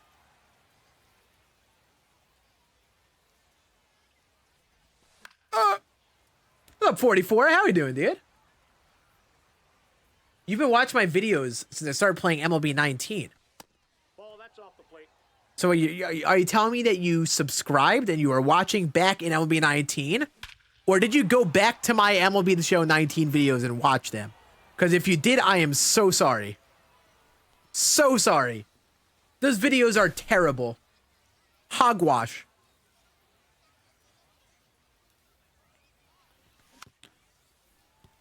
Come on, Junior.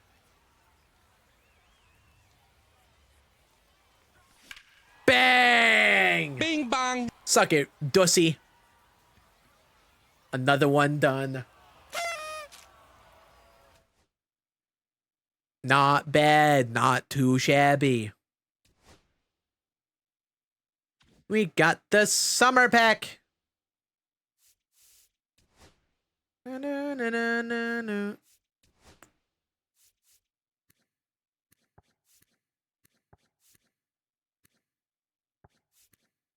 I don't think I want to pay 10K for those guys.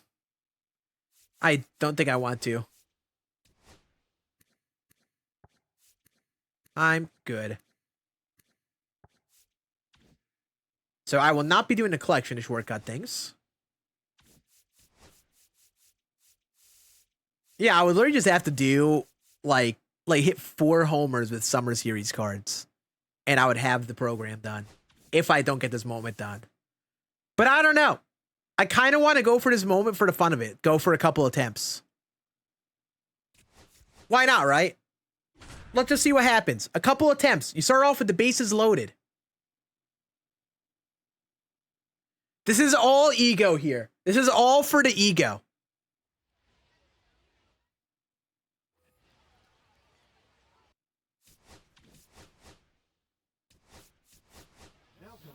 Just gonna do this real quick to start off.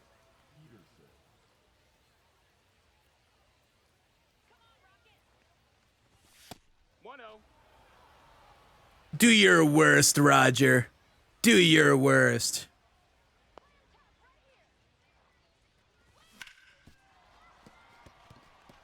Oh, it's very early. Relax. Relax, Scann. Relax. Calm down, Sonny. It's just legend difficulty. Yes, I'm pinch hitting with Jock Peterson every time. He has the pinch hitter quirk. I don't know how much it changes anything.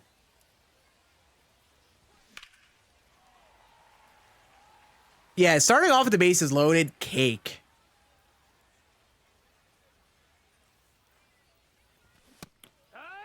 How early am I?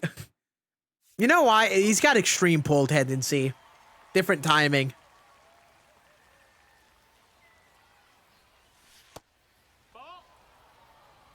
Do I have an editor? I do not right now. I do everything myself right now.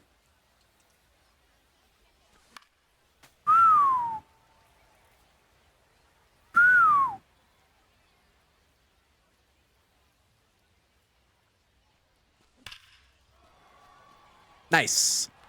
Brother, run. Brother could have got thrown at home.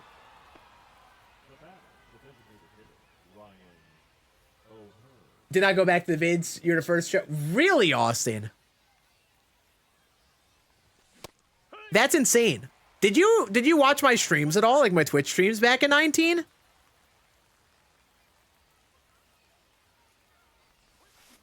Back then I was doing all the MLB The Show tips.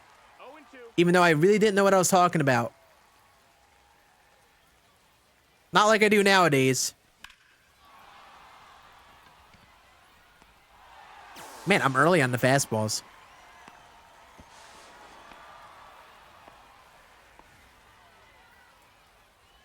Had to take him out because all the lefties. Yeah. It's like, who are the big lefties? It's Randy, John Don, what, the Cliff Lee card? Al Leiter. I don't think people are going to be using that Cliff Lee card too much. Just missed it. I'm going to restart.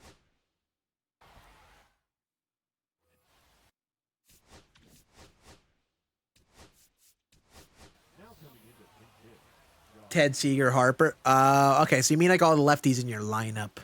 Got it. Yeah. Yeah, I honestly, Bryce Harper might be hitting the bench here soon. If I get Ted Williams, he feels like the odd man out if anyone gets benched.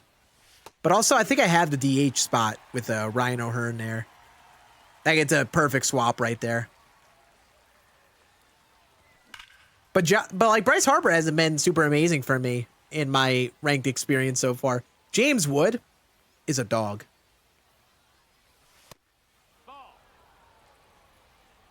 Yeah, I do all my editing myself. I've learned all about, like, editing. I've taken online courses to, like, understand editing styles and, like, the logic people put behind their videos and stuff.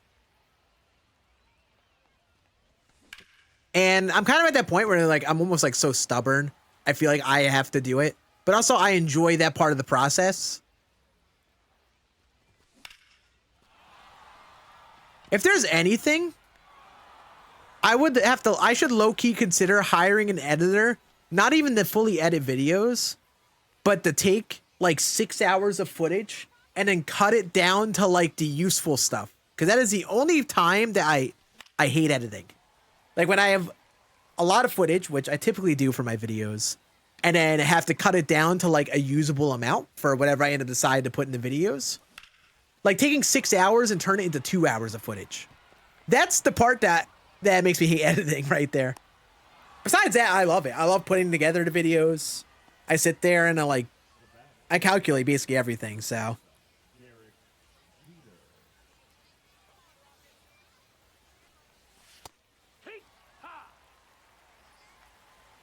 How much better Cattell? Yeah.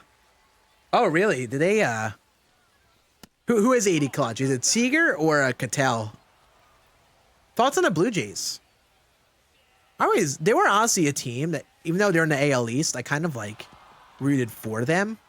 Because I like their core players with, like, Bo and Vlad and stuff. I still think Vlad is a fun player, even though he really doesn't like the Yankees. This is the at-bat, by the way. Lock it in. Lock it in.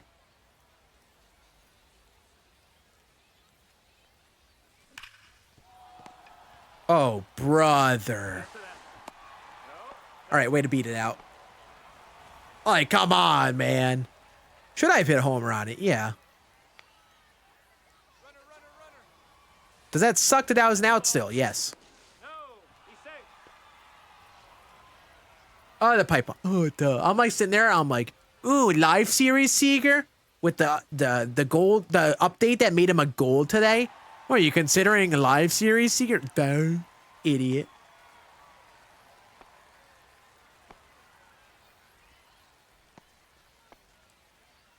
All right, it's this at bat right here. Come on, James.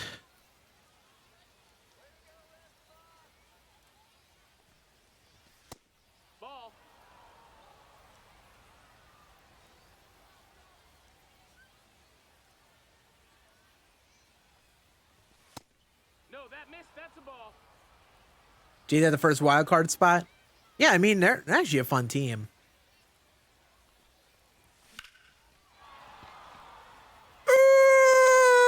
If I clutch hard enough, it'll leave, right? Who is that in right field? Jarvis Enhance. Who is that in right field? Ted Williams made that catch. Woohoo! It's fine. It's fine. We're good. What I need is to hit a home run with Jock Peterson and not just hit an early single.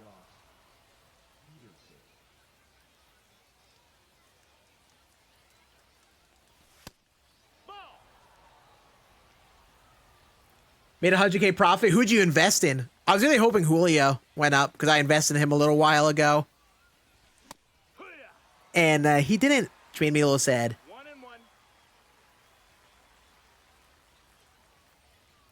I actually might throw some stubs in on some investments today, actually.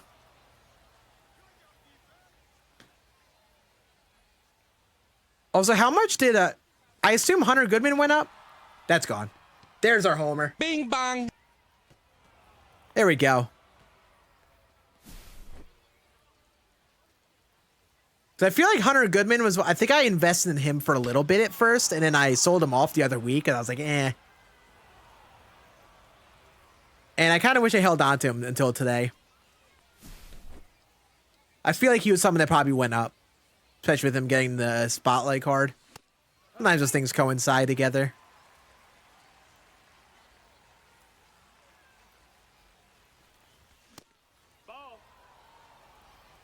Do you think he's the best card we've ever had at this point in the year?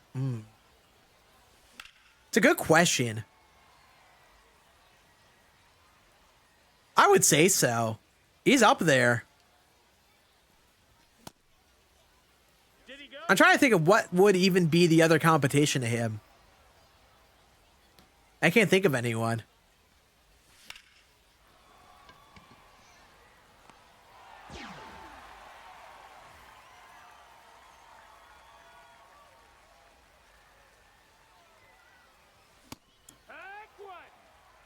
Come on, Beltron. 0-1. Damn it. Yeah, who would even be the competition there? Like, I'm thinking like George Brett. I'm thinking like 99 Chipper Jones. Albeit it's a live series collection.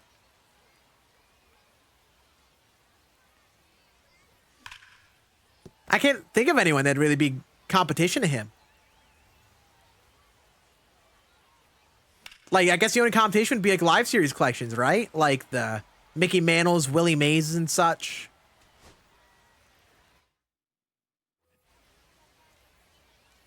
Yeah, I think Ted does too. I think Ted is just ridiculous.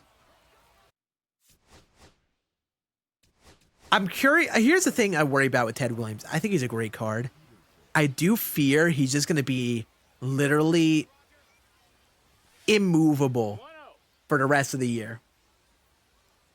And not as much for the like with Scott Rowland, at the very least, it's like, you know, the attributes are very good. And he's going to be the third baseman for a while.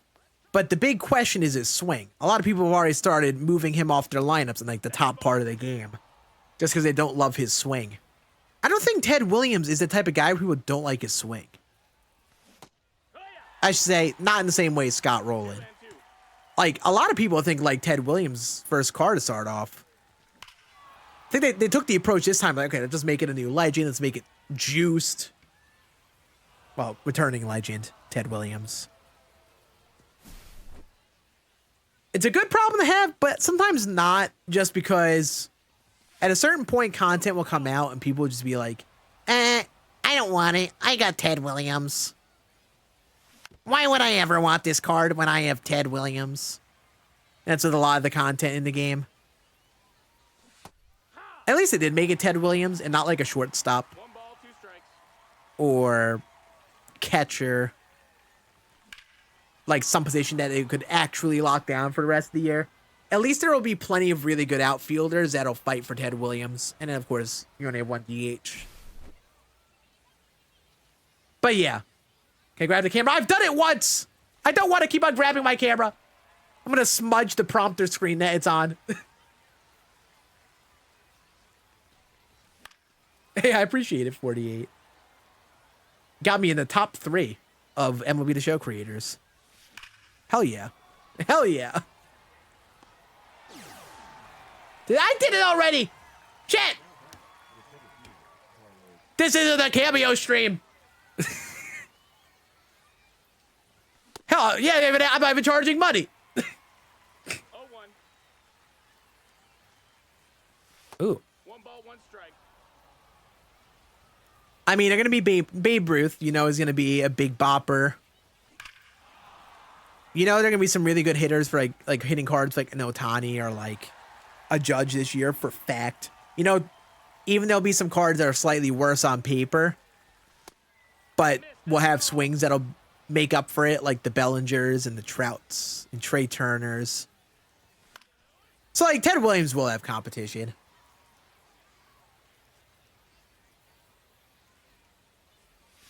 Oh.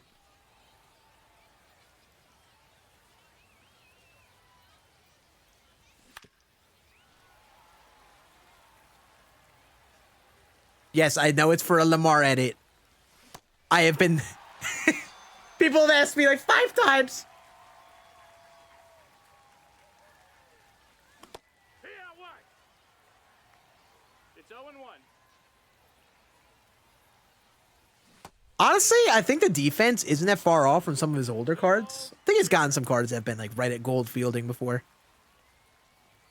But it could have been worse. They could have absolutely been like, hey, Ted, you're going to get silver fielding, buddy.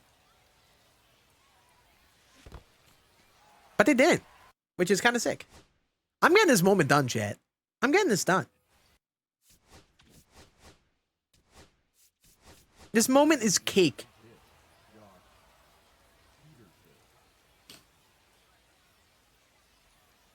We're getting this done. Ball.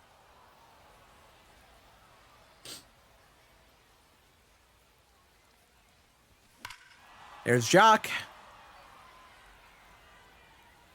I can lock in with Jock in the first at bat. It's like I'm better at hitting Clemens out of the stretch. Honestly, I'm pretty good with the lefties. That's... Oh, they did my boy dirty with that exit velo. I guess I kind of miss it. Camera angle, it is strike zone. Not strike zone 2, not strike zone 3, strike zone.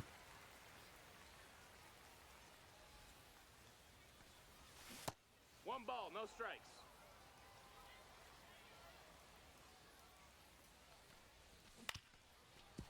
I'll just say this, YouTube chat, since I'm seeing people yell at this. I don't sub to people because they ask me to. Something I never do. And I also promise you it isn't going to help you with actually making content and growing a following.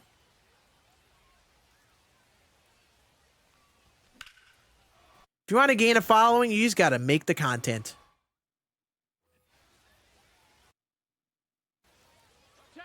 I've been around this game long enough.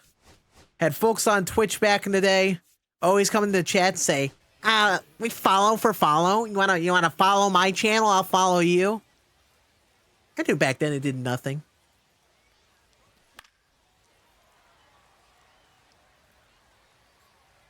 Honestly, follower numbers, sub numbers, they don't mean crap nowadays. Not like what they used to.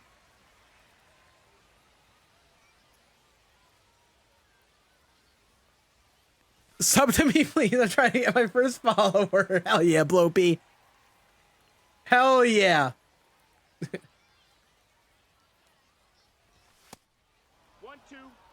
Hey, YouTube chat, relax, relax, relax, relax. Relax. If you don't like a message, just ignore it. I will moderate it accordingly. Stay in your dugout. Stay in our dugout. Hi, nice play, Poppy. He's still going to get an out, though.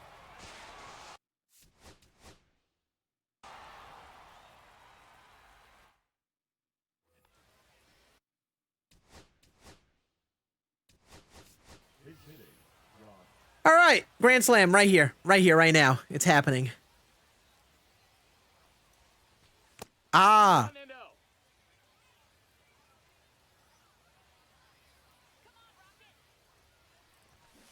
1-0. Yeehaw.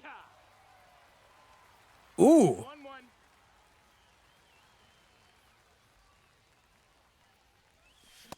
Here. Okay. Fine.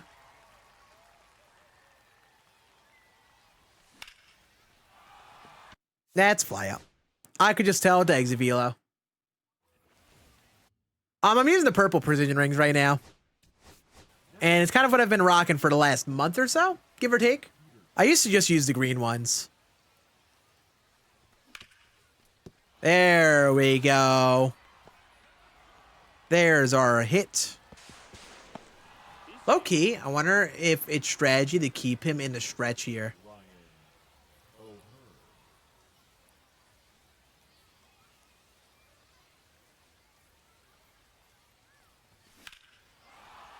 Oh, well, I think we kind of scrapped that. Never mind, that's a fly out. Wow, I thought that was actually leaving. Wow, I got debated. I saw the exit velo. I was like, oh, it's going.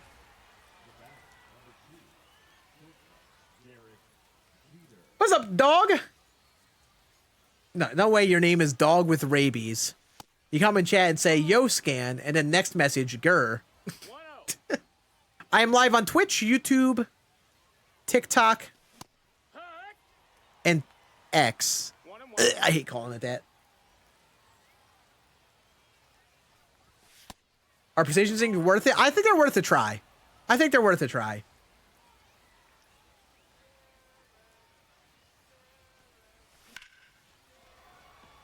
All right, what's up with the noodle bat, Jeets? Okay, what's up with that, huh?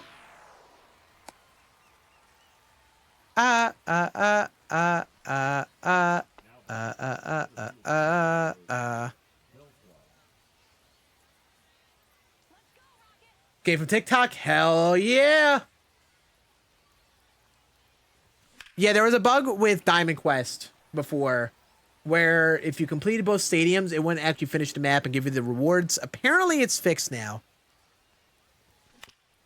Apparently.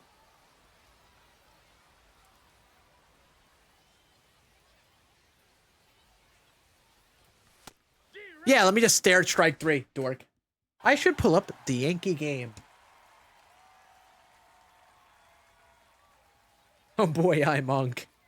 Yeah, I've learned with YouTube over the last couple years that managed to pick up quite a younger audience for a bit. We've got quite the range of YouTube audience right now in terms of who watches. We got the kids, we got the parents, we got the kids on the parents' account. We got the people who've been watching my MLB The Show stuff for 5 years, apparently.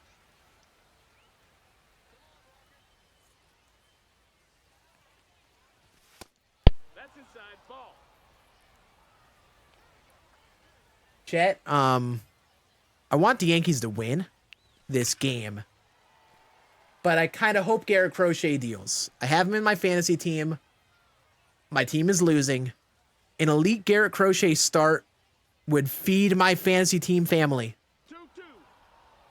and would maybe help me come back.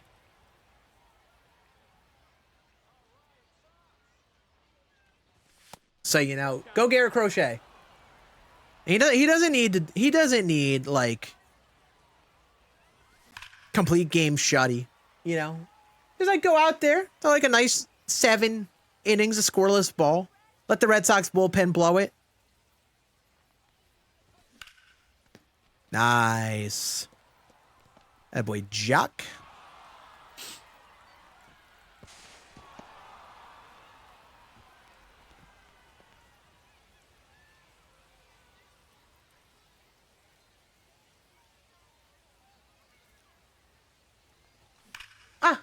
Precision rings or control freaks, which one should I buy? If you can only get one, I'd probably recommend precision rings first. If you go on their site, you can use code SCAN and get a percentage off. They also do have packs where you can get a control freak, and I think you get control freaks and precision rings. I think they're called gamer packs, and I think also Little Man has like a pack where it comes with precision rings and the control freaks. I would recommend checking one of those out. 0-1. Do I have a favorite YouTuber? I don't know, it's honestly a tough question to answer. I watch a lot of YouTube. I've watched a lot over the last like 12 years. I will say that I don't watch much MLB The Show YouTube nowadays. I kind of keep tabs with what's going on, but I don't watch much for my own personal entertainment and such. However, I watch good old Kevin G.O.D. still. He has been the one that I kind of consistently watch. Man is so damn funny. 1-2's the count. Hey, I watch a lot of my dudes, my buds. Got the Graceful Swan, Ants. I watch Dimmu. Mostly Dimmu streams. But yeah.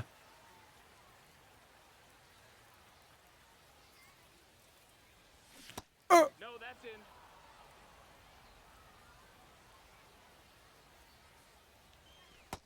Nope, ball. Chat, I will say this. I don't talk much about my interaction with creators because, you know, a lot of times it's just like behind the scenes private stuff.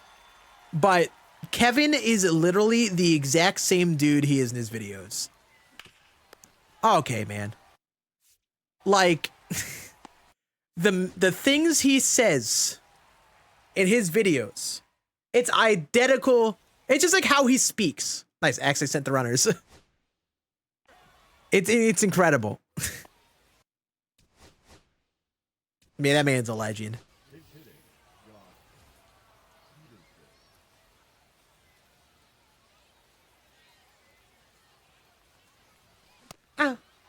It's like watching yourself get off work and bash your brain out. The thing that really separates Kevin in a sense, and like, I don't mean this as an insult, but he's not amazing at the game. And a lot of us folk who make content are at like a certain level where sometimes it reaches out of the scope of relatability to a lot of people and how they play. Nice swing, dork. And Kevin is a lot closer to like the average MLB The Show player. And he will consistently post himself losing. And he'll post a video of him playing and just sucking the entire time. And he's not afraid to do it. And it's really cool. I think a lot of us who make content on this game, like are, you know, like even just like consistent World Series players, can get a lot of the collection stuff right away. But he plays the game differently than a lot of other people do, and it's a lot more like the average folk, and I think that's why a lot of people like him. I mean, hell, that's why I like watching him, because he's just really damn funny.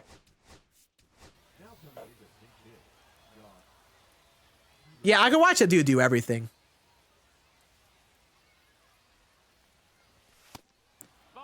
I could watch him do anything. I could watch this man do... I could watch him yap about whatever for 20 minutes.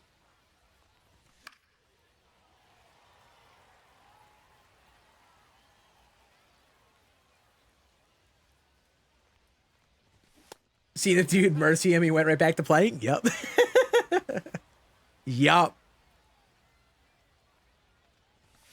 And like from what I see, and like this isn't much about the creator discourse, because what us creators talk about and give feedback on, especially on like social media, is different than what a lot of people's is. From discourse I see like on TikToks or like stuff like that, it's like so much more aligned with what Kevin is. You know, it's like, it's how most people play the game. Most people aren't going out here and getting World Series like I do, or going for collections day one like I'm doing. You know, most people aren't doing it. A large majority of people aren't. And it's fun doing it. But I don't know. So one thing that you lose in that is that you kind of lose some of the relatability. You know, it isn't the same as playing the game like other people. So some people, it's a big part of their content that, you know, the way they play the game is in a relatable way.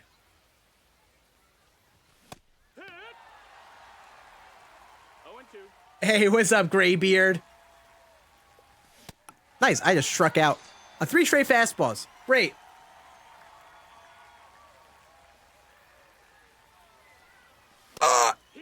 Nice. Yeah, I'm starting to feel like I should just stop playing this moment. I know I can do it, but it's like, I don't know. I'm starting to think, what would I rather do? Keep on trying to get this moment done when I really don't need to, or just hit 4 home runs with the Summer Series cards? And I'm starting to lean towards the 4 homers. Some people you can't tell to leave the house. Oh yeah. And like, listen, I know my place and all this. Some people look at me and they think I play all the time. There are levels to this, dude. Dude's playing hundreds of ranked games a season. They're playing thousands of games a year of ranked. And they're going flawless 10 times. I don't even play that much. And it's my job. So, yeah. They're levels to it all. Absolutely levels to it. And I used to be that absolutely greasy dude, too. I used to be that guy. Man, can I just hit with, like, all Jock Petersons? I think I'm going to pinch hit for Jeter when he comes up.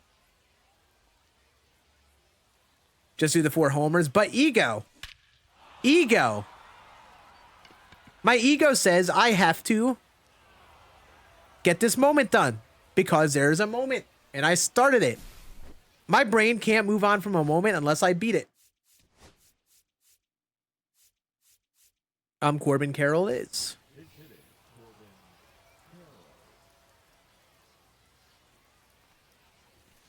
Huh.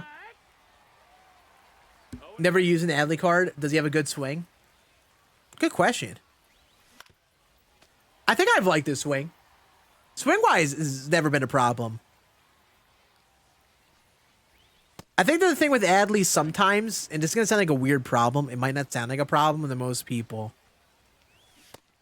Ooh. But he's been someone that gets the push hitter tendency sometimes as a right-handed hitter, I think it is. So that sometimes messes with people. Basically, if you're a pull hitter, extreme pull hitter, balance hitter, or like a push hitter, it kind of changes your swing timing. So sometimes people don't like push hitters. So I think that's the only problem people have with Adley sometimes. But people typically love Adley cards. So if you can get him and you need a catcher, I would try him.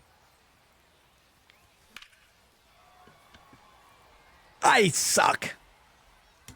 Why I keep on selling with Beltron of all people.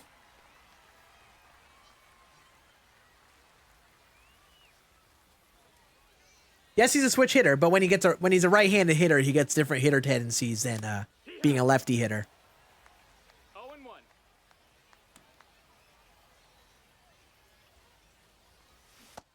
All right, man. No way I'm getting meta pitched by Roger Clemens. Four seam down and away, slider down and away. Grow up.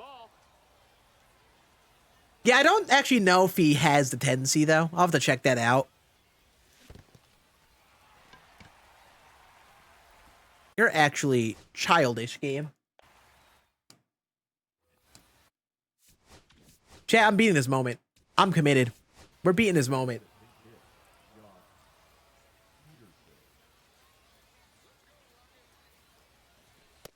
Ball. 1-0.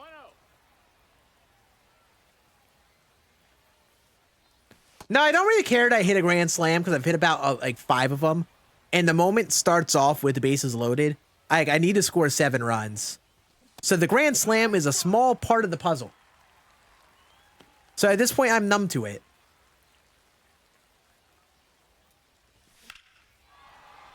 I don't think it's going to go.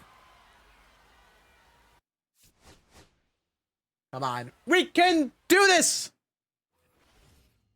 Honestly, I should just stack my team with lefties for this moment. You could just use your God Squad. But, you know. Contact swing? Eh. The PCI size isn't the problem. PCIs are big enough.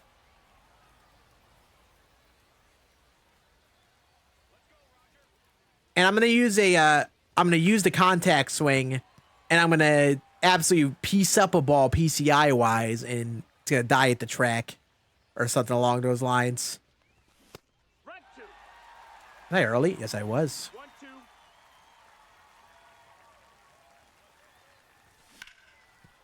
All right, way to do a job.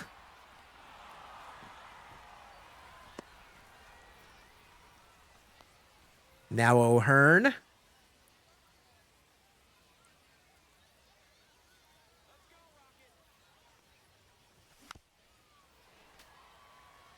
Free Ted Williams. Honestly, I bet it does slap.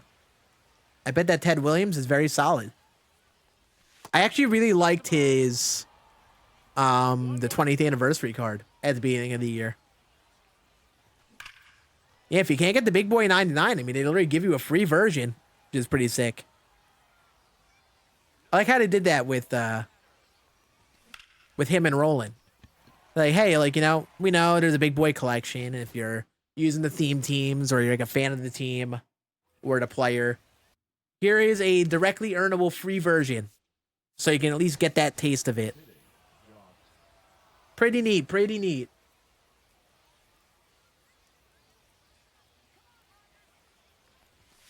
That's a ball. That's inside. Scann, I now have oppositions with you. I will now politely ask you to stay up past your bedtime so I can, as some may say, swish cheese to...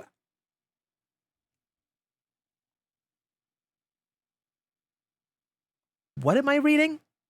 Chat, help me analyze this message. Help me analyze this message.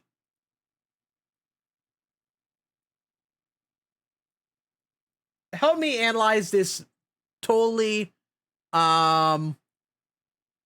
definite random message. I don't is there something I'm missing here?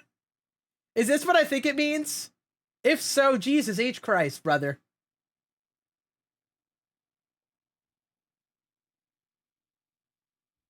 If so, holy hell, man.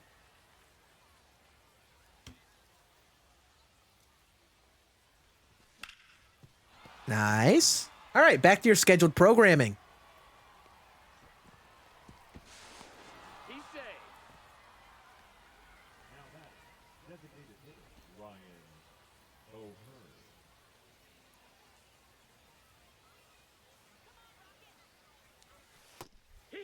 All right. YouTube chat, we're gonna have to learn to kind of like, it's something I honestly have to confront because I haven't confronted it much. It's specifically a YouTube chat problem. TikTok chat, Twitch chat, love you to death. But YouTube, we're losing the reins here. We're losing the plot. And it's specifically a YouTube chat problem. So I get asked a lot of random crap on YouTube and things like that, and that's fine. But sometimes we're just kind of like, the chat is just a shitpost chat. Oh no, Scann said a word. Bing bong. And like, Bing bang. we need to realize that it's a chat. There's a collective chat of people watching. And time when you come in and you just say random crap that makes no sense, it messes with the viewing experience for other people. So we did recognize this is a chat, an opportunity for like me and you to chat back and forth, or you know, other people in the chat to talk together and such. And we kind of get to the point sometimes where it just what gets put in the chat is just either asking random things of me that make no sense, or just saying random things like brain rot, not even brain rot. We need to lock it in. And if I'm timing out or deleting messages, it's your warning that, you know, just like, I need you to get the vibe of what is going on in the chat. 1 and 2. You know? There's kind of a vibe of the chat that comes with being live, you know?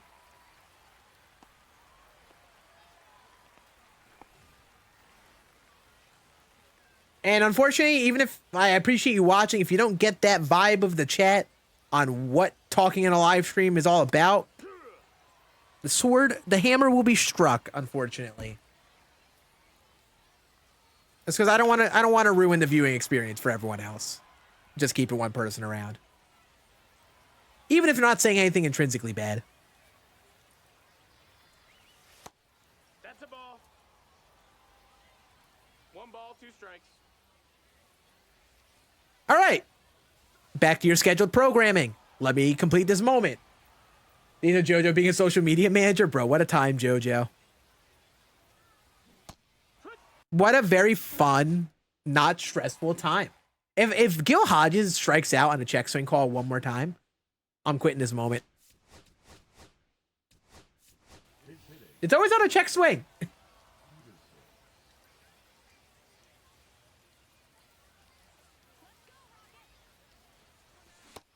That's a ball. Did the gold cards do anything different? Wait, I missed something? Huh? What are you talking about? 6 feet short? What gold cards? That's low. That's a ball.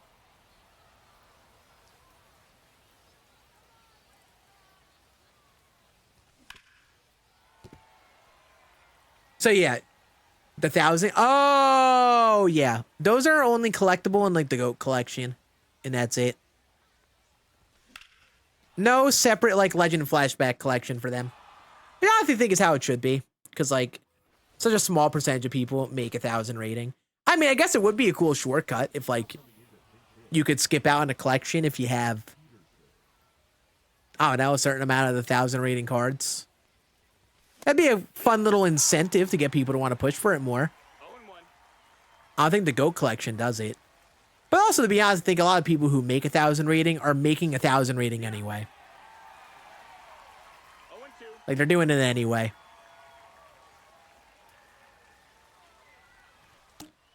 Like, I know in the past, many cases, about like 1% of players who could even make World Series. That percentage probably went up this year with it being up to like, or down to 800 rating to make World Series. But I picture it being about 1%, less than 1% of people who make it up to 1,000 rating. A small percentage of players. Full count. So like, I think it's tough to make a collection including them. The only time I could picture it even being a thing is if they're like a bonus. Like, everyone can get away with skipping them. But also, it's like, I think good players do get plenty of advantages for being good right now. As much as I want there to be more, they might not need to do a collection for them too.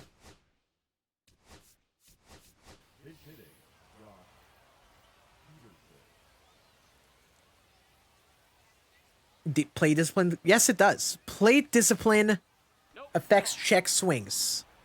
And it also, the more notable thing I would say is if you have pitches off the plate that are close to your hitter that might get you to swing, if a player's high discipline, you could hit the swing button, but they'll get the animation that they jump off the plate with. You know, like when a pitch comes close, they're like, whoop. They have a higher chance of getting the animation at balls when they have higher discipline. So, like, you know, the instances of, like, I don't know, down and in slider, you want to swing at it, but the game does the animation, it saves you. It kind of helps with that. Should it do as much as it does? Like, attribute-wise? No.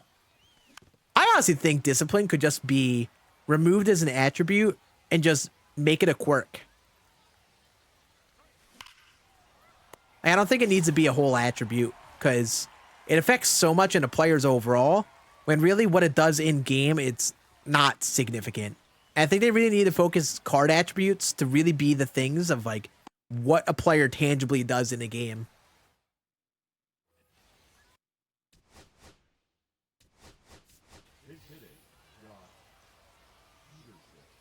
I actually looked at that Key Brian Hayes and I was like, you know, this is one of the better Key Brian Hayes cards they've ever released. They gave him a little bit of pop versus lefties. And even versus righties, it's like a fair amount. He's usually a slappy boy. How close am I to Ted? Good question. I think I have 18 of the 24 vouchers. But it's like a lot of them I'm very close to. Like I need 1 moonshot. I need 2 pipeline past cards. 2? 3? Something like that. I need to finish up the cornerstone guys. So like it's within reach. I'm not gonna get it today, I don't think. Like I originally was planning. Or not planning, but thinking it could happen. But I think I'll get him pretty confidently like next week. I'm pretty confident I'll have him next week. What grade? I think it was good. I think I like it more than the last spotlight drop. Because I did like the spotlight drop. It was an improvement in the previous, and it was based on feedback. But this drop specifically, I think, seeing a set collection like the summer cards, and them actually not making it so you need the special insert, I think it was like a massive point of feedback. Not as much for like the average folk, but like for us diehard folk who've been playing, I think the exhausting part was like feeling you needed to dump 100K into collection after collection, or multiple 100,000 into collection. Where like right now, since you don't need a special insert, you can like very practically take your time in that collection and get the card without really paying more than like 100,000 stubs in like a couple weeks. And that's honestly being generous. It could probably be sooner. Which is, I think, fantastic. Because it's still like a fair amount of stubs to put into a collection to get a card if you want to get it soon. But it's also not like an annoying amount. And also requiring me to lock in a rare card. Because half the battle in this game is saving up for the rare cards. That's like half the fight. So like, let me save up for the rare cards if I want to, and sacrifice getting the collection cards ASAP. So I could save up for the rare cards I want, you know? It's tough to do both all the time. And even still, like, if I was playing a game all the time, I probably wouldn't love it just because there's so many cards and the team is constantly a constant revolving door. So do I want to put in 300K into one card that I could replace just a couple weeks later? Like, did any of you get Byron Buxton right away in that moonshot content and already have him out of your lineup? Because I bet there are plenty who did. Lock in Vladdy or Schwarber. I don't know. Oh, this is big. We have the... Go, you go home! Actually, hit triangle. I thought I had to run around first selected. Get some speed. I did use my speed in corp. Oh, wait, no. John Donaldson, the ultimate speed cheat code off the bench. Shawty's fire burning on the dance floor. Whoa!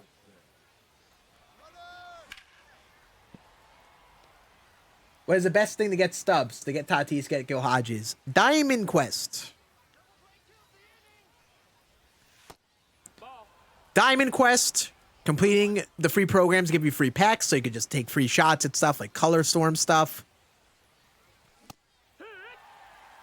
That's the basis of what I'd recommend. And it might not be the answer you like, but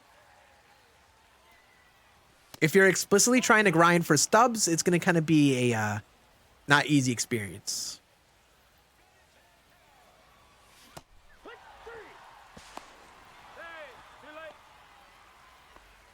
Please. Please. Please.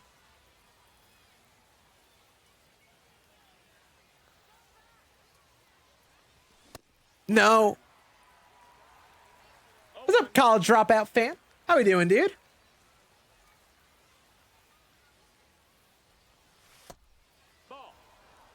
Thoughts on the summer program? I think it's pretty good. I like it. I didn't go. Bogus. I apparently did. I like the program today. Cards, pretty solid in the program. The collection's good. Yes! We did it! The ego wins! We did the moment that we didn't even need to do.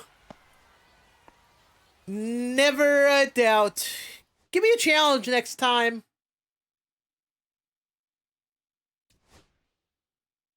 And there's a program done. Nice and easy.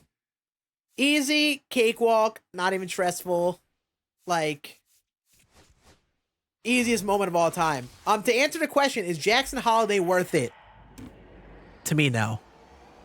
I don't think 93K for a second baseman of his caliber is too great. I don't think he's a great card. We'll take another look. Let us examine quick. We'll take another look. I think this is the downside of the good stuff I said. Like I like the move that they made in shifting and being like, you know, let's make the special insert a little bit more obtainable to get, I guess. Or not necessary for a collection. And I guess in doing that, they made the special insert not the best and was relying on namesake. Because I'll be honest, like, this card isn't that great. It's not bad. It's good. If you're a big Jackson Holiday fan, if you're an O's fan, then have your fun. But it isn't really that great outside of that. Like, go through second base options and who's good. I mean, you got Junior Caminero at a secondary of second base is insane how much better he is. And he was a 93 overall. You can even argue this Brian Dozier has more play. Jason Kipnis, who a lot of people might have for collections, pretty good too. Brian Roberts, I might say his Brian Roberts is better, especially if you've been using him. Live Series Cattell, like, it's like up to par with those cards. But like, these cards get other advantages of more Live Series quirks in some cases, or just more quirks in general, I should say. Maybe they're cards you already use, so you have higher parallel. I don't know if Holiday really moves the needle for me, but it's not be a good card though. I've liked his previous cards. Swing is pretty fun. Pretty fun. And for anyone curious on how close I am to Ted, I got to fly through 4 more Cornerstone programs because I haven't been rushing to finish them. Got to get a couple tops now, which we'll get from the Spotlight. A couple more Spotlight cards, which I'm not going to rush. I'm not going to buy the card just to buy them because I'll be able to get another one next week too. Skipping All-Star, just because I don't have any chase cards. So this is just so many stubs to put into. 100K, 100K, 90K, 90K. It's like, I think it's one thing if you've been like using the chase cards and keeping them the entire time, and a lot of them being all-star cards. I've also heard a lot of flack. I've heard a lot of people say, man, I can't believe they made them all, basically all of them all-star series, all these expensive cards, all-star series, and that being a negative, which I kind of get because it makes this voucher expensive. However, it makes it entirely skippable, which I think is good. Like, if you aren't getting chase pack guys, a lot of them, then it's like, if you didn't get Acuna, Batista, Utley, Jordan, Devers, Reynolds, and you can just outright skip this and you're fine. And just allocate those stubs elsewhere. At least it gives me the opportunity to just fully skip it. And like, I've been close to this. I could have bought Candelaria at like 110. I have this itch, this feeling there'll be some sort of flash sale or something that drops their price soon. So like, I'm not like in that much of a rush to get Ted. Like, I'm okay not having him right away. Here, I just need to get one of these guys and Pearson, and then I'll have Seager. And then here, we're just kind of going to work on this bit by bit throughout the week. We're already at a pretty solid start. We're at 7. And here's why I like this content today. Because there are already cards that I can immediately add to my team and have them be an upgrade. And it's probably Castellanos in the DH spot here. O'Hearn is interesting though. I do like that card a lot. He actually might stick around. Because that contact, man. Contact is great. But I think I'm going to put Castellanos in there. Feels like the guy with all of the lefties like people have been talking about. And it probably slides. Yeah, it slides. I think it slides rolling to the 9 spot. And I do this for now. And then bullpen. Putting Camilo Duvall right in there. I've done very well with his cards the last couple years. And I think we'll keep the rest. And then rotation-wise, Big Stam. Will not be using Big Stam. I think I will be getting a pitcher today, though. I think some of these pitchers are pretty interesting that they came out in here.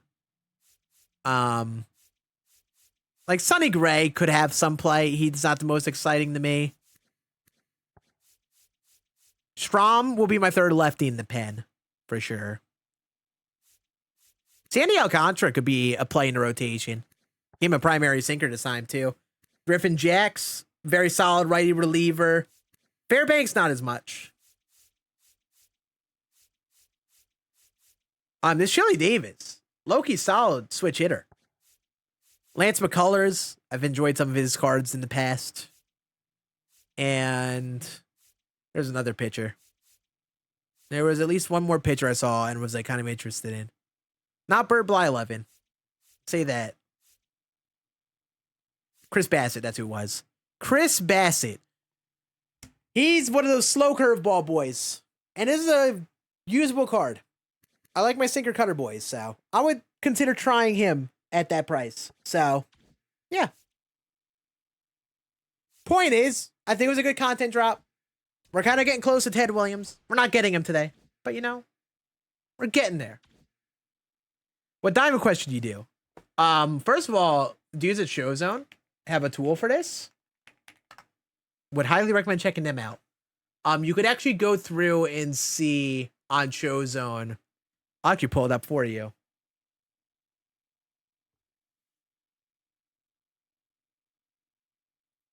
I can't see chat while I'm doing this, so you have to trust me on this. Go to Showzone. Go to the tools section here. And then, as you know, it's the resources. And Diamond Quest, they have a number of potential value from doing that Diamond Quest. I think it's the player value. Like how much the cards sell for at a current moment. So if you're trying to maximize on your stubs, apparently the Lou Gehrig Day one, the pinstripe one, is the play right now. If you sell all those cards, you get 54,000 stubs, which I guess makes sense. You got some tops now. Yeah, Jim Tomey, Whitey Ford. And I think actually right now, they don't have it on here, but the new one that dropped today, this one with Sonny Gray and what's his face?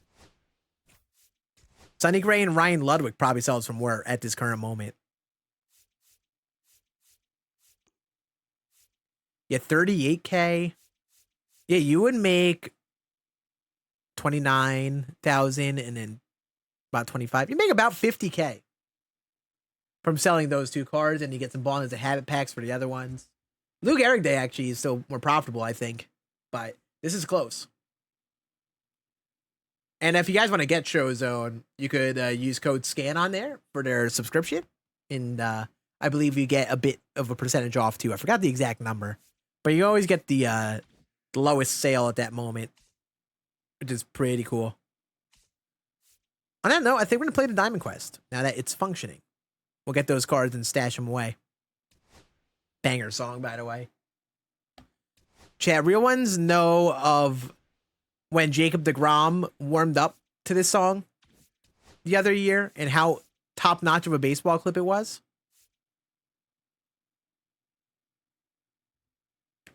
A guy wants to trade Lindor and Roman Anthony. Is that legit? Ask. Lindor for Roman Anthony. Is this a keeper league? Is it a keeper league? Dynasty league? Because obviously the Diamonds in your future. that is the big factor there, I would say. If this isn't like a redraft league, or even like a couple keepers league, I'd probably do that, no hesitation. I would get Lindor I would take Lindor for Roman Anthony.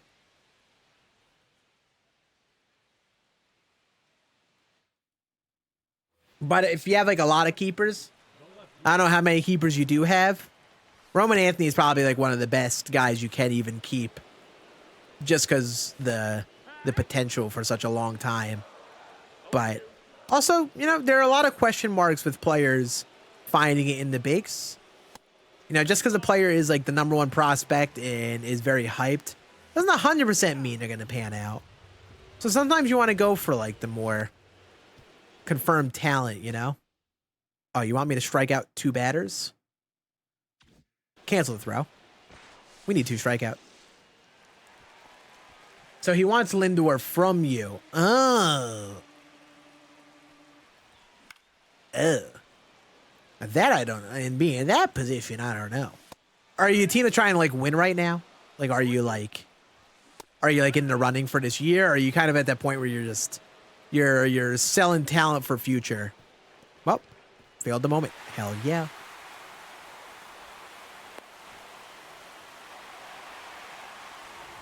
How many innings are the games? Diamond Quest games are 3 innings, but they take a lot longer to complete. You typically like want to take your time and take over the whole map and stuff. I'm actually gonna restart this just because he failed that first moment. Literally so early on in this. But yeah, Diamond Quests, they take a little while to complete. Also, if you can't win on like Go difficulty or like a higher difficulty, then it's all percentage odds to get the cards at the end. So to actually get the cards you would want from the Diamond Quest, you're not guaranteed. Meaning it might take you even longer to even get the cards. What's up, Jake? How we doing, dude? Your team's in the running for the postseason? Unless you have some other like big shortstop name to replace Lindor, I'd keep Lindor. That's how I operate. I actually have Lindor myself in fantasy. In a dynasty league.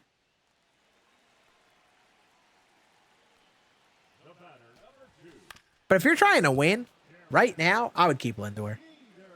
Roman Anthony can be great. I think has a great chance of being great. But there's always question marks with the prospects. Sometimes you want to go and like stick with the already good certified talent and not just trade on the prospects of a future. If your team was out of it and you were just like getting rid of guys who are good right now and looking for like better future keepers, then that's one thing. But if you're competing, keep the guy who is already good right now.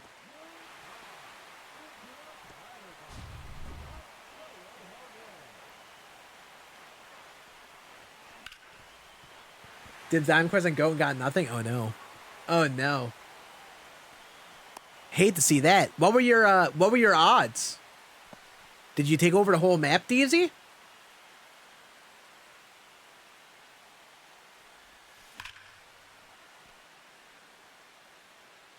I enjoying the program? I do. I am enjoying it. Content today has been pretty fun. I think the cards are fun. I think the collection is reasonable to get.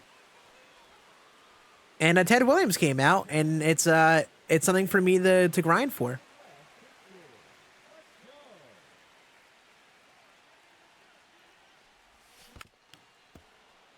What's my advice for new YouTubers?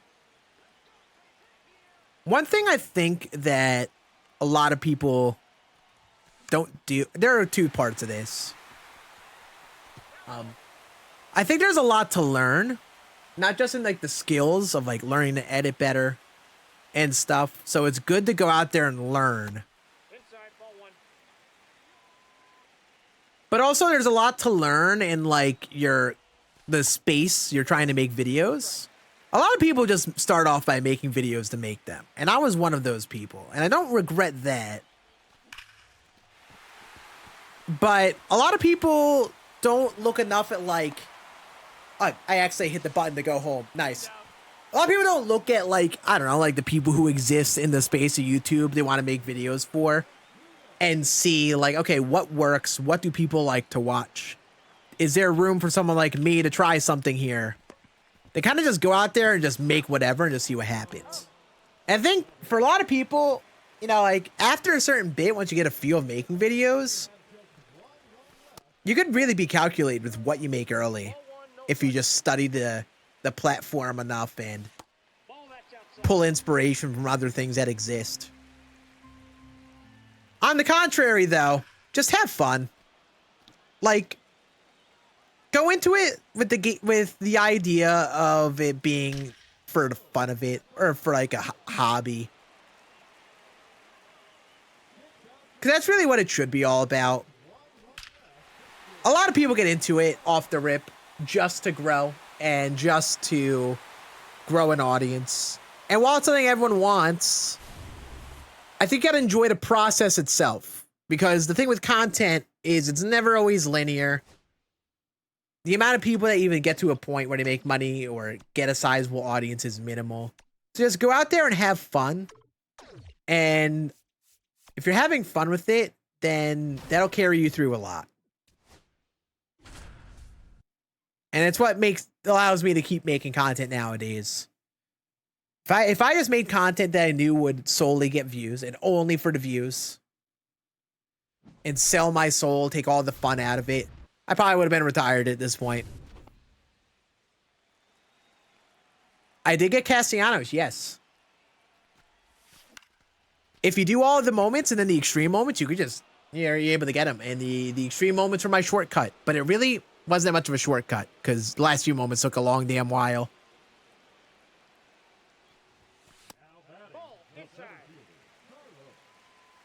What app do I use to edit? I use Adobe Premiere Pro.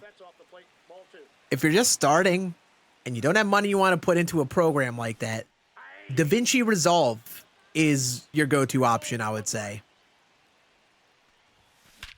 Free software, has basically all the functionality that Premiere Pro has.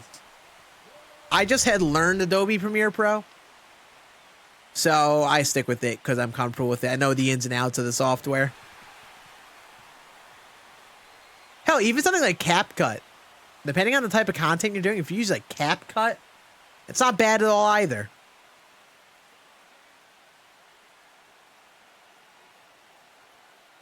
Oh God, Victor Scott. Hate to see that. Hate to see that.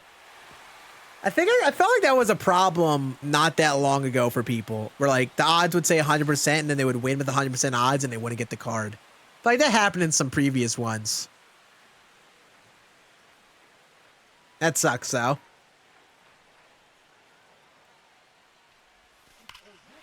Nice.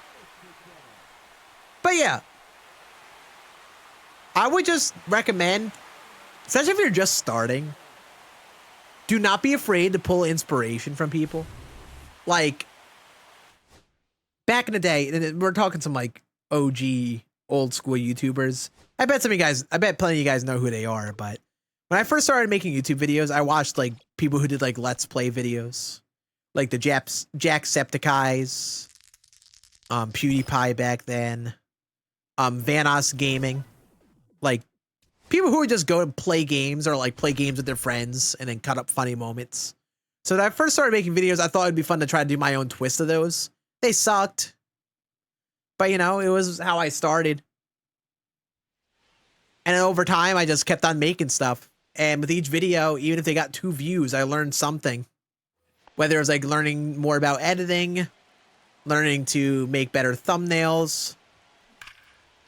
You know, it's all a constant learning game, even if the videos don't get views. Don't judge your value of content in the view number. You know, there's a lot more value you can find in yourself in making content than just a video reaching a certain amount of views. I've known a bunch of dudes and like people who are full-time creators who I could tell like when a video just does rough view-wise, it gets them. And it gets like everyone. But don't let that value of like a lot of views be your only reason you make content and the only motivating factor. Yeah, think about maybe comments. Like, are you getting positive responses to the videos? Are you learning something new? Did you enjoy putting it together where it meant something to you?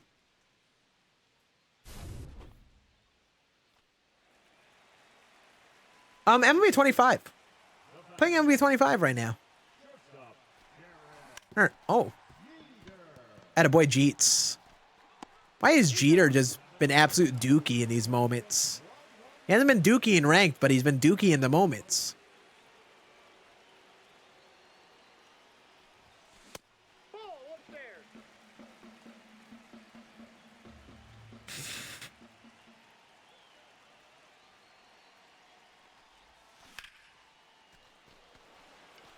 Dang it. Dang it, dang it, dang it. I guess while we're on the content talk, I'll delve into this further because stuff I can talk about all day. When I first started making YouTube, most like YouTube videos, my videos sucked. When I first started streaming, I wasn't getting viewers.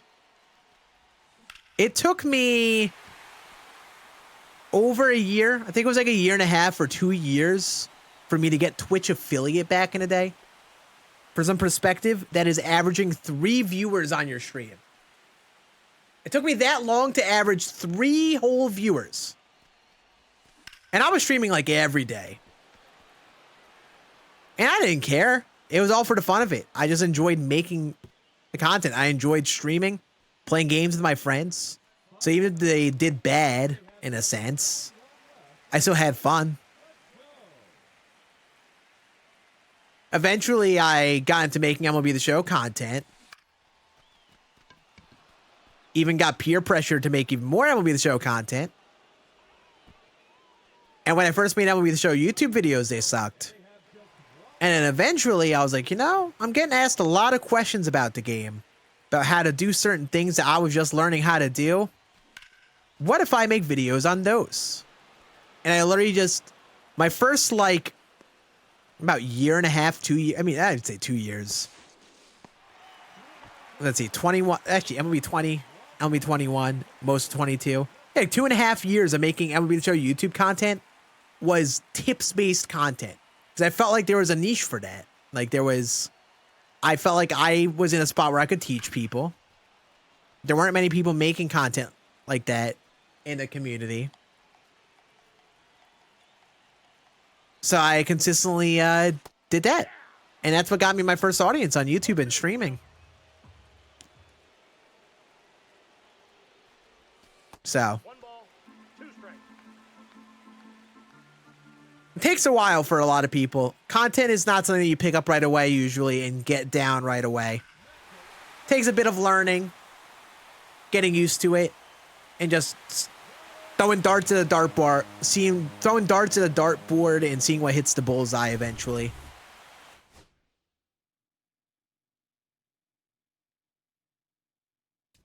I got 25. What's your phone number? I am not giving my phone number. What? No. Do not ask people on the internet for your phone number. No. Don't do that. My favorite card in MLB 25 so far. For a while, it was Live Series Aaron Judge. I was ridiculously good with him. Besides that, probably Ketel Marte. Live Series Ketel Marte was a dog. I had used him.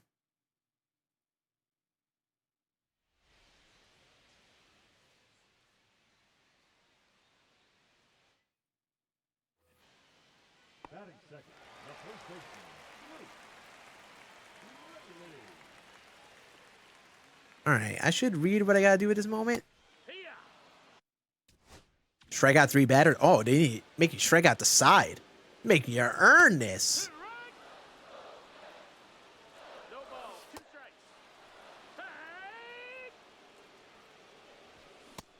I like how they intentionally left the runner on first.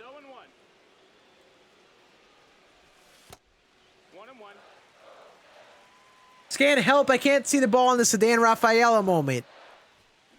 Ever consider wearing sunglasses, Waylon? I have not done the moment yet, so I have no idea what the lighting looks like. I guess maybe we'll eventually do it. You know what? This is a vengeance strikeout for Julio. I wanted you to go diamond, and you didn't. Back to the bench, you poo-poo gold. Didn't think of that. You know what? That's what I'm here for. Those are the real tips we give nowadays. This is the biggest of brain tips. All right, we're at 91% chance on GOAT.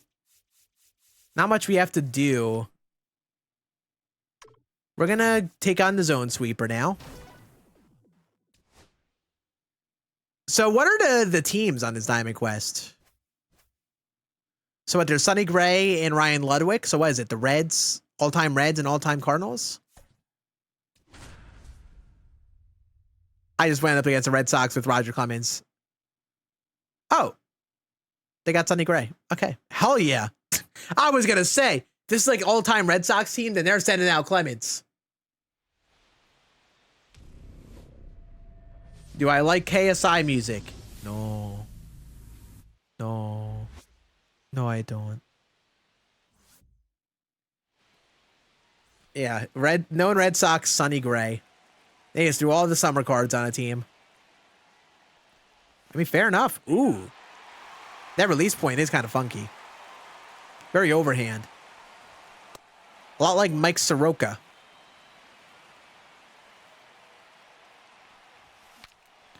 I feel like Sonny Gray doesn't really release the ball that overhand in real life, but you know, I won't question it. That's a ball. Outside.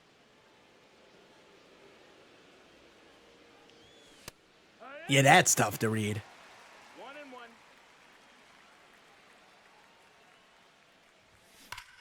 1-1. Ooh. So the release point is like right here.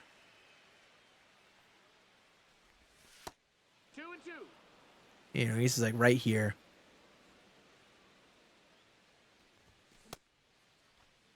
Good leave. Do I have any hitting tips? I have a video on my second channel, Scann Plays, that like I don't upload to like at all with all my hitting tips. I would suggest watching that. If you look up Scann Plays hitting tips, you'll probably find it on YouTube. Nope, ball. Oh no, headshots. Oh no. Ball. That Castellanos card is sick. Like, that card is stacked. Like, that's going to be my DH until I get Ted Williams. Like, I'm not going to have him right away. So he is that guy right now. We'll have to see how he plays in game, but I feel like he'll be really solid. Honestly, like, I really like the around 95 overall Castellanos cards we get. Like, it's always around this overall version of him that I like.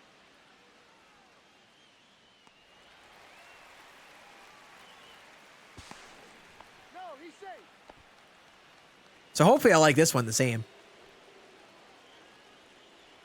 How am I this good? Playing the game all the time over the span of 6 years, at least. Precision ring on my left stick stops me from slamming my stick all the time. Had I not used that, I would be abysmal. Playing on a monitor helps as well with the game, with like reaction time and stuff. All those things help me be okay at the game, I would say. 3-1. Conquest, good question. I don't know if there's a conquest. Just hit off the wall. That's all I ask. Yes, James Wood. There's a Diamond Quest. Bunch of extreme moments in the program. Spotlight. I don't know if there's a conquest. Would have been cool if there was. My first name's Justin, 44. What's up, Catherine? I do not cut my P rings. No, I did not cut my precision rings. I tried it on for the PS5 controller, and yeah, no, never again. I thought it was something that would help at first, and after using for a while, no.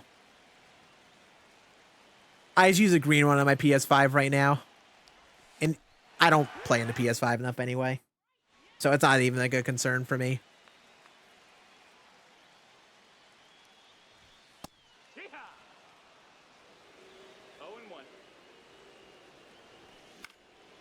Wonder why they chose the Red Sox. Did the Red Sox just have more cards? I'm trying to think of who they even have as cards. Like, they have that Jarren Duran card. Is Jarren Duran that last collection card? I think he is. Maybe that's why. Like, yeah, he's the big... You know, Adley is. Yeah, I don't know why they chose the Red Sox for this team. They just kind of felt like it. Like, take everyone to Fenway. Because we're bored. Don't you dare steal Willie Mays. He's doing it. I told you not to, Willie. I use purple precision ring, and I am on a the GameSir G7, and I'm actually on the original thumbsticks it came with. So I've constantly tinkered around with the setup and like what I end up using on the sticks. Like I have extra thumbsticks from a Power A controller I used to have. So I one point swapped those onto the GameSir controller, and I liked it for a bit, and now I'm back on the sticks that came with the controller, and I use the purple precision ring with those, and it's a vibe.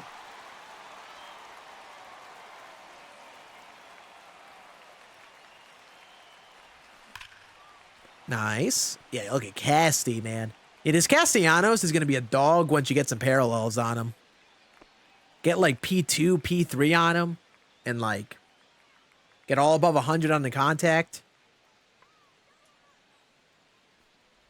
I loved Ryan O'Hearn, but he's a righty killer with his power versus righties. You get the precision rings at Control Freak. And if you go on their site, you can use code SCANN. And I think it's 5% off. 5 or 12% off by default. So if you want to support me as well, you could use that code SCANN. If you want to get something for yourself. But they literally have a website, controlfreak.com, I think.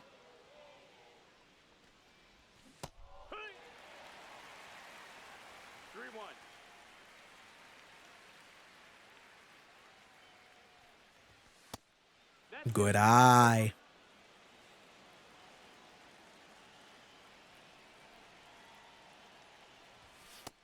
That's the ball.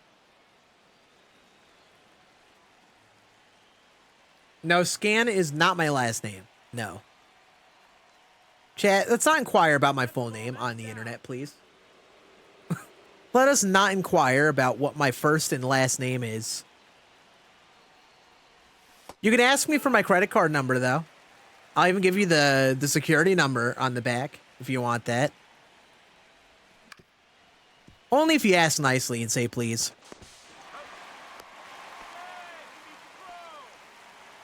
My full name is indeed Bing Bong. I've been caught. I have been caught in the act. Well, that was fun having Garrett Willock in the game for a couple batters. And I got Strom in here. Social security number, I got you.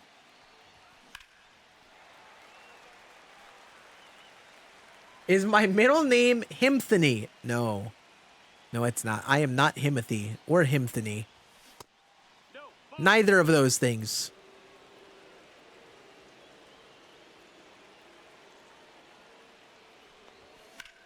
First person to get their social security number is like 1. I guess so, right? Or they just like keep all social security numbers the same number of digits. I have no idea the logistics of that.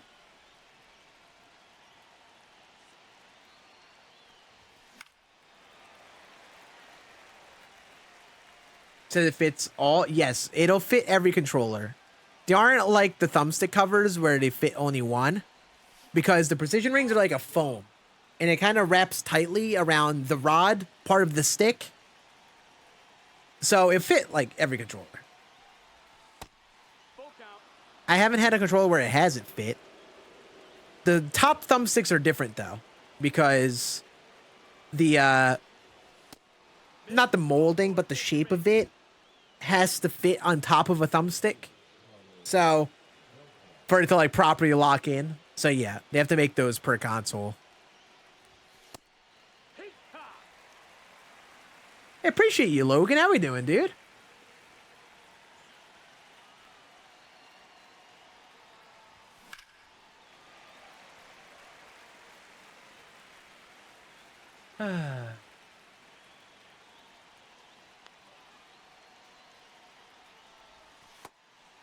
Oh, the youngins.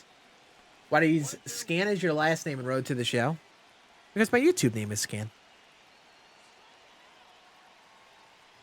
It's a name that you see all the time. It's Scann on the back of the jersey.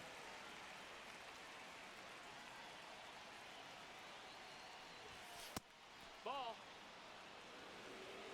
2 balls, 2 strikes.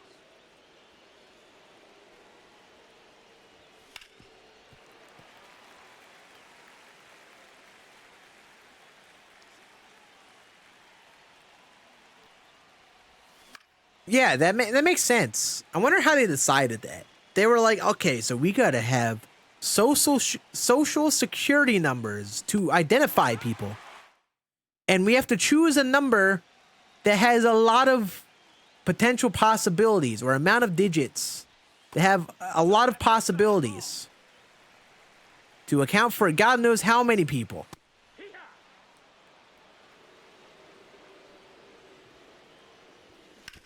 Ooh, that was a terrible pitch. And we got an out. Hell yeah. I am lucky. See, here's Adley. Is he a pull hitter? He's a push hitter as a lefty. All right. You know, that might be something interesting to note with Adley. Push hitter. Not everyone loves push hitters. 0-2.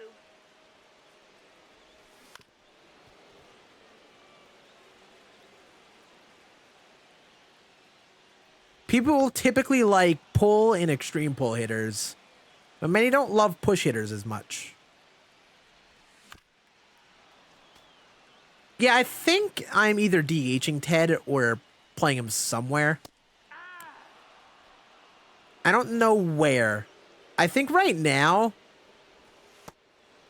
he might push Harper to the bench. Nope. Ball. Just because how Harper has been for me so far. But James Wood has been good, so I want to keep James Wood out there. I don't know how I don't know how Castellanos will be, but Castellanos is at least my DH for now. I'm gonna have some decision making to make until I actually get him. But I anticipate playing him in left or DHing him. I want to keep that gold fielding if I use him in the field. If he doesn't keep the gold fielding, I will probably bench him. I mean, not bench him, DH him. Whoa, I'm not bench him. Hey, Ted, you don't get gold fielding. You go to the bench. He'll probably be my DH. But it also just kind of depends on other cards that come out. Like, how many cards do I like? Is his defense better than their defense type vibe? I think for the most time, he's going to be the DH. But there's going to be some cards that come out. They're just terrible fielders that I'm going to want to throw at DH. And then I'll just put him out in the outfield.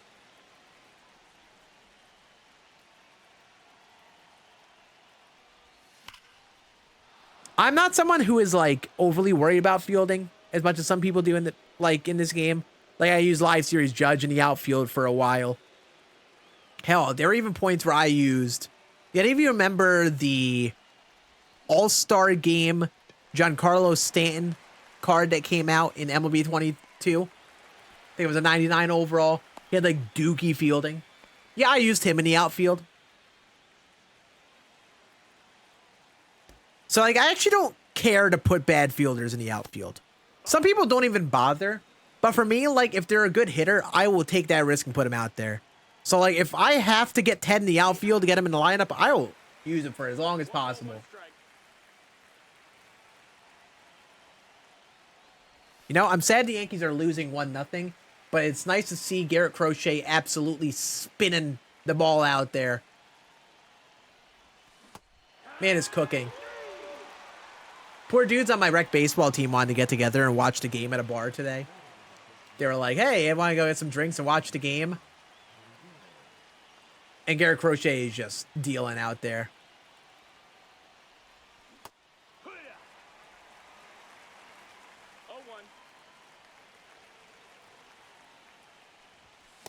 We're doing the Diamond Quest right now.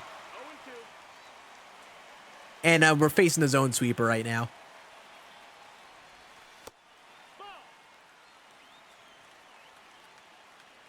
Push hitter meet. So it shifts the timing windows. So if you're a pull hitter, you'll naturally be on the earlier side of the ball, which is why they how they end up pulling the ball all the time. And if you're a push hitter, it'll move those timing windows back. So if you look at like the green zone on that bottom left, I think it moves that zone forward or backwards based on the type of hitter they are. And I don't know if it necessarily changes your timing, but it'll change your timing if you're trying to, say, pull the ball or hit the ball to a certain part of the field. So when you swing at the same time, the pull hitter will pull the ball more on average, while the push hitter will push the ball to right center field more on average, while the balance hitter would hit it to center.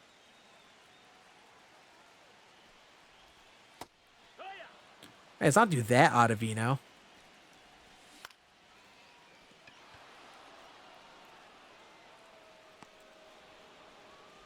How many innings do you need a win in a 3-inning game?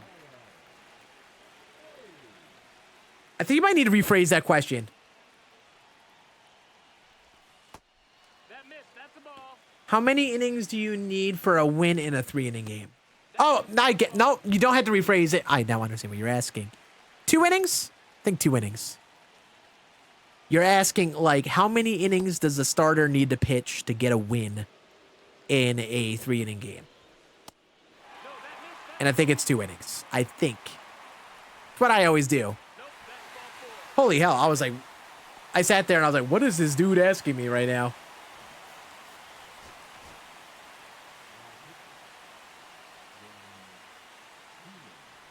Come on, Coulomb.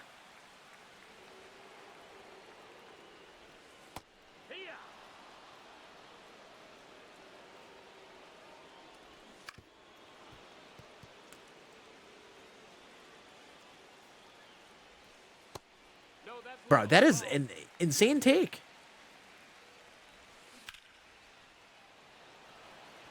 Back to the bench with you, Jarren Duran. Low-key, this Jarren Duran card also could be a card that plays in the outfield. Like, I'm just going to try a bunch of the cards that came out and just see how they are. Going to a righty.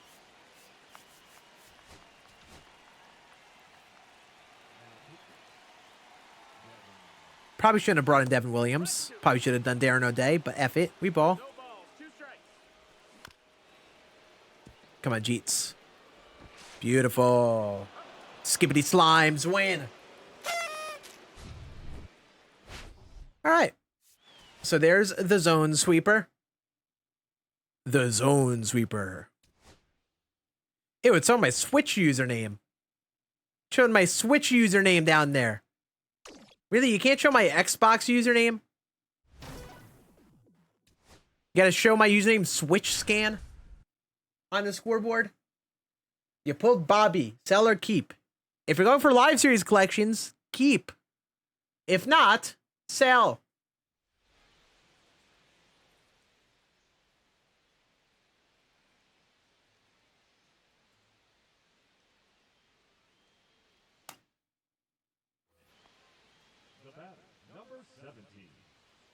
All right, I think if we beat this challenge in only a couple more, then we'll have enough to guarantee 100% odds on GOAT. And then we'll hop on into the stadium games.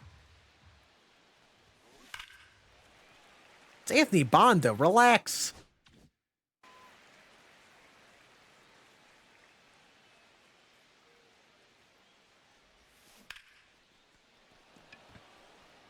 Come on, Bryce. I need you at 3.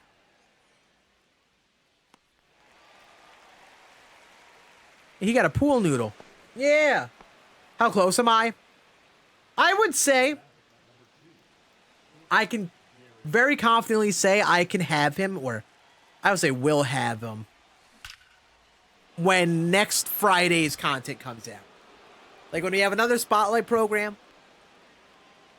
And I have a feeling by then or near then, starting to see some more of the Pipeline Pass and Moonshot guys.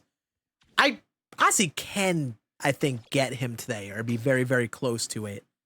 But I don't want to dump the 400K. Especially because I'm not really rushing playing ranked right now. Like, I don't need Ted today. So, I'm not far from him. Not far. Like, He is within reach. I just got to play through the content to get the summer season or the summer collection done. I got to buy one of Candelario, Mullins, or Boba. I got to get Schwarber or Vlad along with Nate Pearson. That's a ball. And then I got to get this collection done, which is going to be a bit of stubs too. But not the most, I don't think. 1-1. Because, yeah, you don't have to buy any expensive cards for this collection, which I think is swell. Dime Quest isn't working. It was bugged earlier. And they have claimed to have fixed it. I'm trying it now, though. We'll have to see from my own experience. But it was glitched earlier for sure. They noticed the problem. They tweeted out saying they had the problem, and then they fixed it. But they said you had to restart the run for it to apparently be fixed. And I actually have already restarted once, technically. So maybe it'll work for me. Maybe that's why some people are having problems, because they didn't restart by the time they fixed it. But it was having problems for sure. And they have claimed to have fixed it. Open a pack with blue PCA. If I pulled PCA as a blue diamond, I would rip my hair out. What a tease that would be. Yep, that ball went out. Nice. Suck it, Freddie Fermin. Just open the pack and it was a blue Carlos Pena. Was it a standard pack? Pinky? Or was it a was it the whatchamacallit pack? The summer pack. Did it show up in the first slot for you, Binky? Like in the slot where like chase packs or like unlockables normally show up? Okay, yeah, they said they explicitly made that change. So like only the promo players will show up in that first slot. So any diamond you pull in that first slot that's a card or a player, it's always going to be a promo player. So, yeah. I guess we now know to not get our hopes up in that anymore. No more getting teased like that, in a sense. Albeit, I feel like it still is going to suck knowing you pull like a blue diamond out of the promo pack instead of like live series guy, but yeah, there is a 91 overall Carlos Pena that came out today amongst all the collection cards for the summer cards. It's not the best. I think it's like a low contact, high power boy. Think it makes it worse? How do you think it makes it worse? Because it separates the promo pack guys from the live series guys. No, that missed. So, like, if you pull a diamond in the right slot now, it's always going to be a live series guy. It's not going to be something else. Why? I don't know if it includes headliners. I'm curious how it would make it worse. Could be something I'm missing. Maybe just like, what? Like, you get a diamond at first slot, and you're like, ugh, I'm not even excited for this anymore.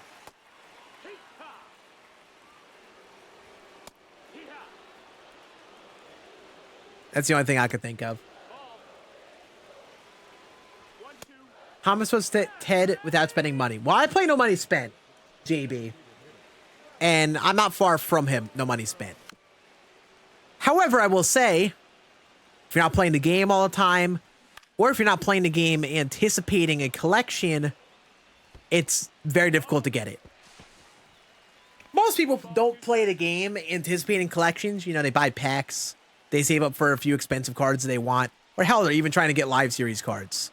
But I got live series collections done kind of early. I keep up with all the content. I get a lot of the big collections done. I play often, pretty often.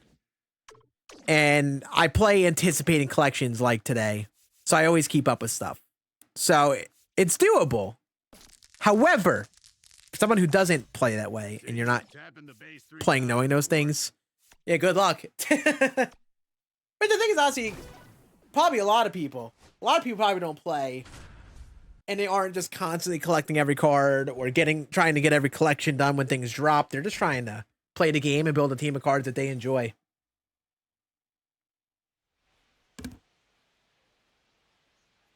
So, like, yeah, Ted, it's going to be tough to get for that type of player.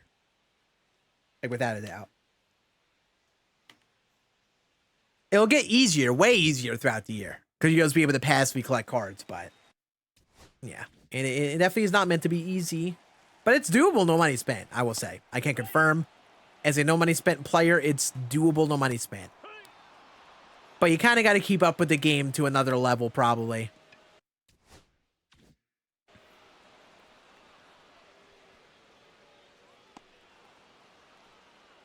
Yeah, the thing about this game is so much of it is user input based.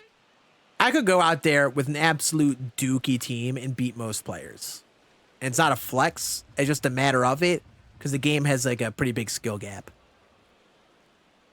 And that's the thing that keeps it from being pay to win, because it is a input based game and the skill makes the difference most of the time. It only becomes a problem about pay to win is when you're talking about like the best of the best in the game, like the top players in the game and the highest difficulties of the game, where every attribute matters the most, like GOAT difficulty, some legend difficulty. That's usually it. So that's why I don't think the game is pay to win. I will say though, the game is definitely pay to have fun sometimes, you know? The game will consistently come out with content where if you're not playing all the time, you would have to pay to have fun with the content, or the most fun with the content, which stinks sometimes. So,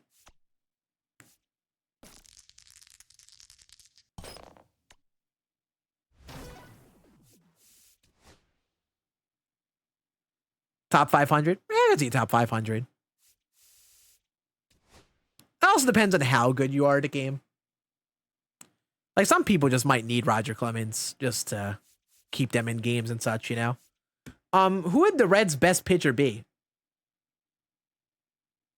If this is even the Reds. Or is this another one of those cases where we're playing against the, It probably is the Reds, though, because we're in the Reds Stadium.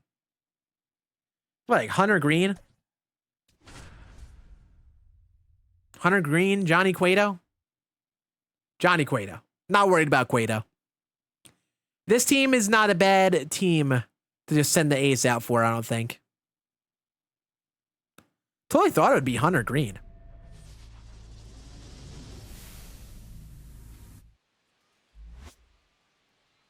Finding Win Tatis from Beltron? Hell yeah. Love that for you. The big boys are Judge and Ohtani. Those have been the big gatekeepers for a lot of people. I'm not doing All-Star. All-Star collection is insane if you have not been keeping up with the chase pack cards. So many cards that are like 50 to 100k that you have to get to do that, and I don't like that.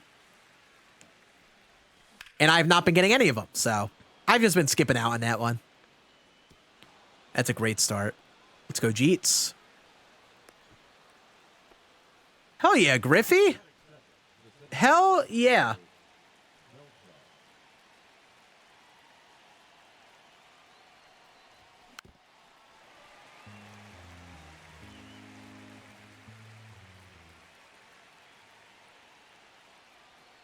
Yeah, I will say, Roland was great off the start. He slowed down for a bit, picked it up again. He probably won't be in the lineup the longest. If there's like one really good third base name that comes out with a swing I really like, it probably benches Roland. Hell, it might even be second base, because Candelario's my second baseman right now. Could probably slide him over to third.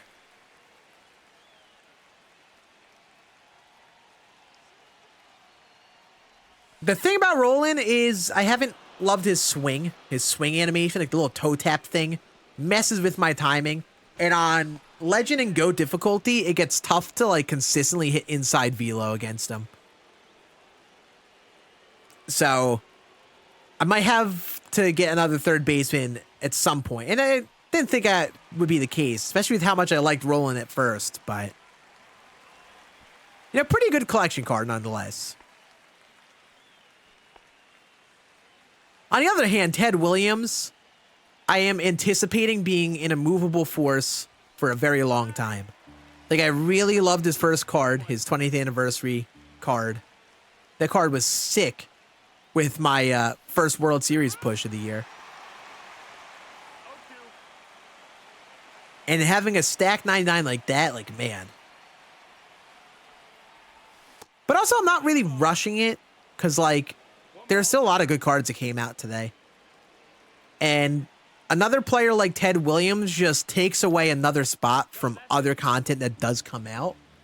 And I like using a lot of the content that does come out along the way and not just, like, limiting myself. I'm already doing that a bit with Beltran and Hodges.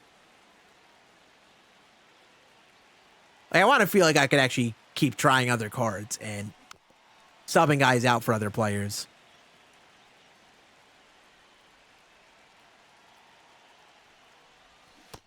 Oh, that was kind of gross. Updates of JRAM? Really? Why did a JRAM improve it today? Ooh, that was it. That was it. 0-1.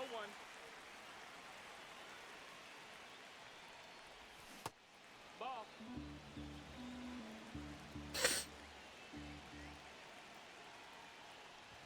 Ow! 1-2. But yeah, I don't know if I'm weird like that. I don't know how any of you guys feel. Being someone who likes this game in and out and is really a completionist who likes getting everything done. It's a win-lose scenario. Yes, it's great to use all the best cards in the game. It sounds almost pretentious to be like, oh, it's not good to be great at the game sometimes. But I like having cards to upgrade for and grind for with my teams. I don't like grinding for cards solely for collections. So oh, Ellie, relax. It's only an 102-mile-an-hour fastball. So I'm okay with not getting Ted Williams right away because it locks down the DH spot or potentially an outfield spot. Okay, well, we got to score too. Ellie De La Cruz just put up the weirdest at bat of all time. He swung too early at a 102-mile-an-hour fastball and was like, F it, I'm on this splitter.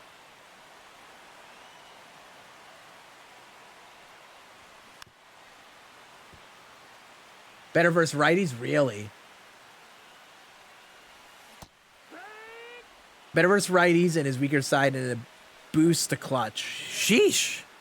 Yeah, I have to take a look at him. Might have to give JRAM another go. 1-0. How many innings do you need to pitch before you get the 400 XP? I don't know. It's a good question. Speaking of which, Showzone does have I know we talked about Showzone before. They actually have a tool for this. We'll check it out. We'll do the math right now. I know I keep on plugging Showzone, but the stuff that they have on here is pretty dang cool. PXP calculator. So if we're talking play versus CPU,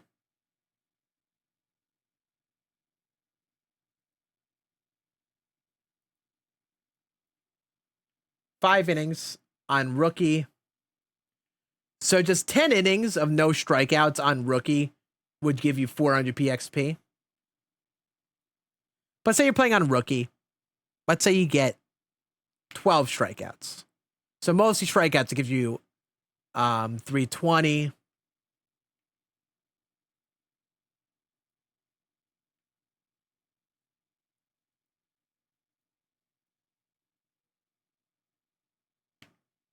$16 strikeouts and 6 innings on rookie would give you 400 PXP. Up that the veteran.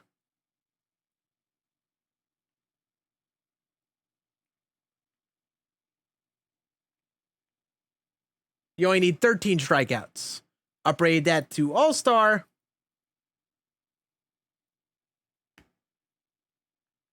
You only need 10. And it's not even including if you're playing to get a win or anything like that. or playing online.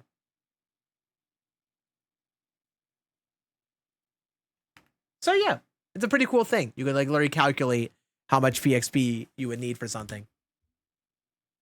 1 and 2's the count. What's up, bro? How we doing, dude? Yes, your YouTube name is bro. How we doing, dude? And what's up, Brendan?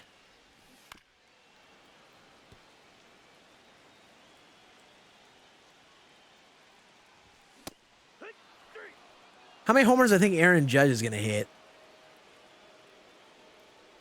I could see him get close to 50 at his current rate. I would say about 50.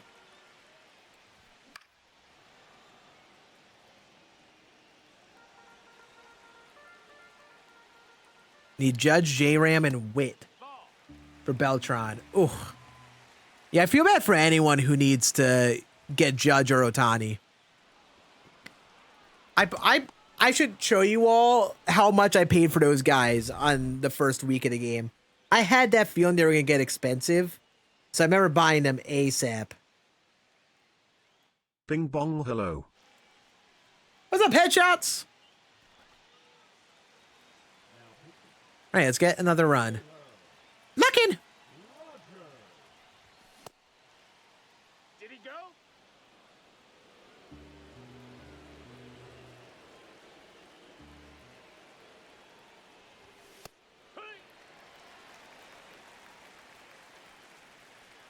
I like Taylor Rogers. Never read him too well. Ball.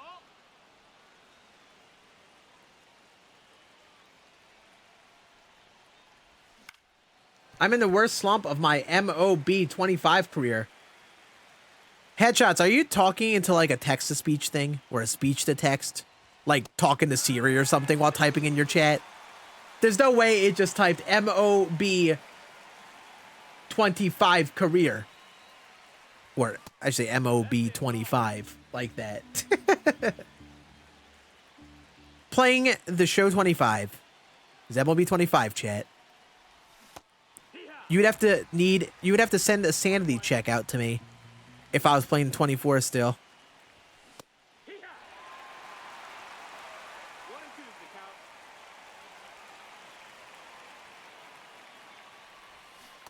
Are you kidding? What a stupid pitch. What the heck, man? This is 72 overall Taylor Rogers. And that was the pitch to hit. That was the pitch. Honestly, I didn't think they get this expensive either. I'll be honest with you.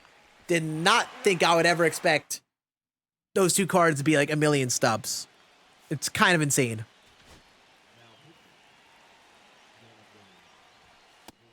Ball. Man, the CPU is just cooking right now. I need to relax.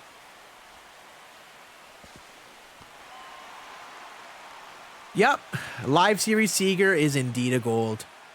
He got downgraded.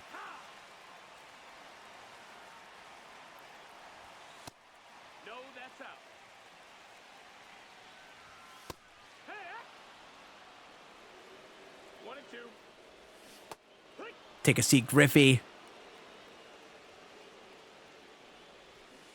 Yeah. 0 balls, 1 strike. Woo! Heart sank there. 1 ball, 2 strikes. Break. There we go, Johnny Lasagna. Good work, good work.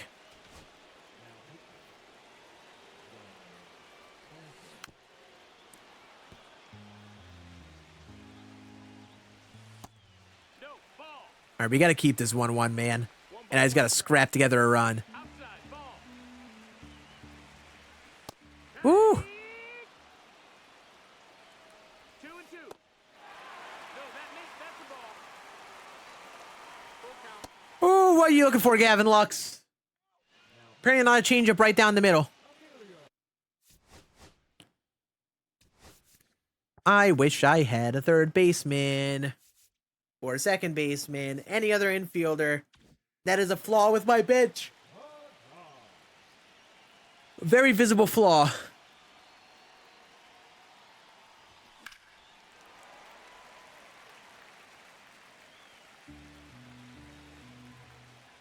Man, this Yankee Red Sox game is nutty, huh? 1-0 heading into the 9th.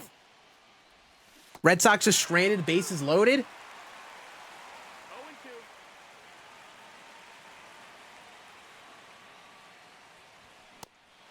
0-2. You know?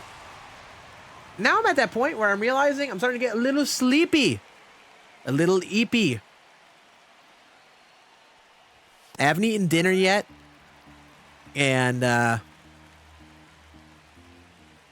I'm starting to fade a little bit. Come on, just scrap it out. Win a game. Oh, God. I'm going to buy you, and it's 94 miles an hour. Yikers.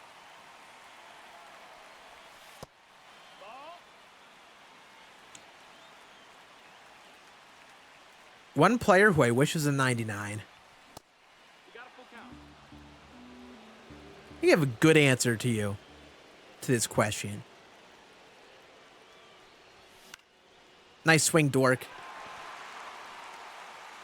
I'm trying to think of players who wouldn't ever get a 99 who would be a fun 99. Oh, Tim Hill. That's my answer. Yes, relief pitcher Tim Hill. The way that I would cook with a 99 overall Tim Hill, it would be over for the rest of the community. Get out. Get out. Get out. Bing bong. Big bing bong right there.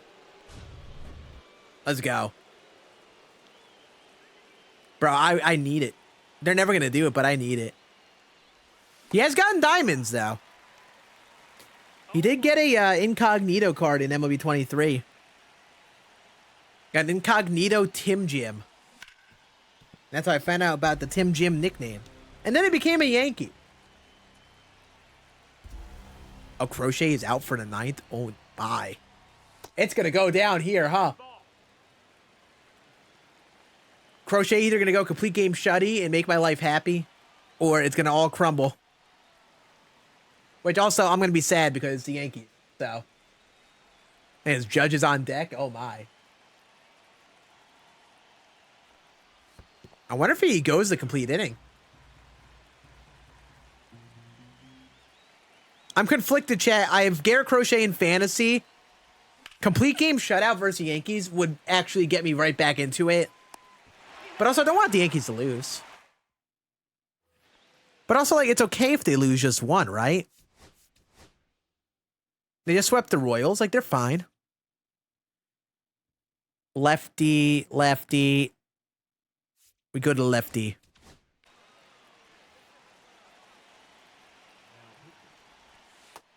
Nope, that's outside. Ball. Oh, there's a Rice grounder. There's one out in the 9th. That's a ball. If I let Christian Encarnacion Strand do something against me, That's an F. with Danny Coulombe, I would have to retire. Back one. Come on, it's Ellie versus a lefty. Ball. 1-2. Chet, didn't the Yankees face Garrett Crochet like last week too? Like the last time they played him? That's a ball. If so, it was dirty. The MLB did them dirty with that scheduling. Take a seat, Ellie. You're window shopping. Tick-tock.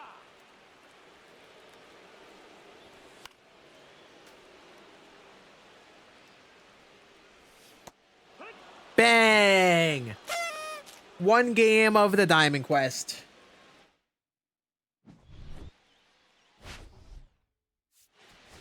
Not too bad, not too bad.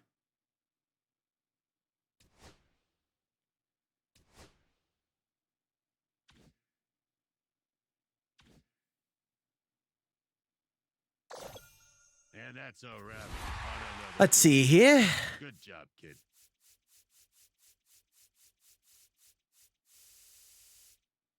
I got Ryan Ludwig. Okay. I was like, wait, I don't see 2 cards, but there was only 1 card to get.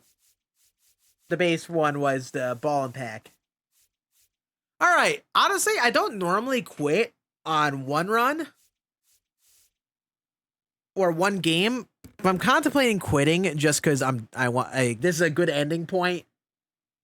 Eat food, relax, and then I'll just do another run and get the 1 player. You know, take my win that actually got the card, and I'll come back and get the other one later. But yeah, we got Ryan Ludwig. So we got like half of it done right there. Honestly, this card isn't too bad either. Not too shabby.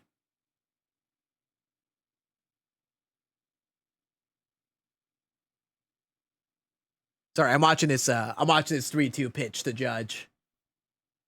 Okay, you know what? If anyone's gonna hit a friggin' piss rocket solo homer, it's gotta be Aaron Judge. He's ridiculous. You know what? It's fine because I have Judge in fantasy too. I have Aaron Judge in fantasy as well. So him hitting a solo tank off Crochet is perfectly fine. Ah! He's so damn good.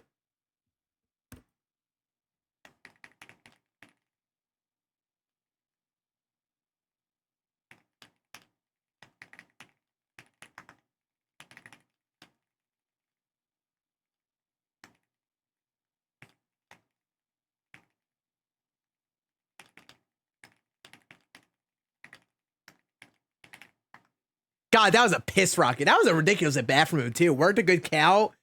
Took a close fastball. That's why Judge is so good, man. His, like, the way he commands the zone is just insane. Like, he took a very good down and in fastball, like 3 inches off the plate inside.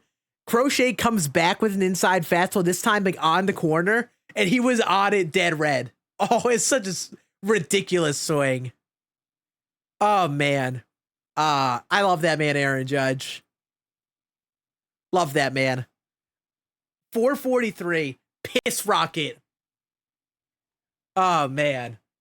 Well, on that note, chat, I'm actually going to end here. To wrap it up. Did we get Ted Williams? No. I think there was a chance, yes. If I was able to fly through this program stuff and got an Adley kind of quickly, then, you know, maybe we could have, but obviously we didn't. We will be trying to get him for next Friday, I think. You know, grinding these Cornerstone programs this week.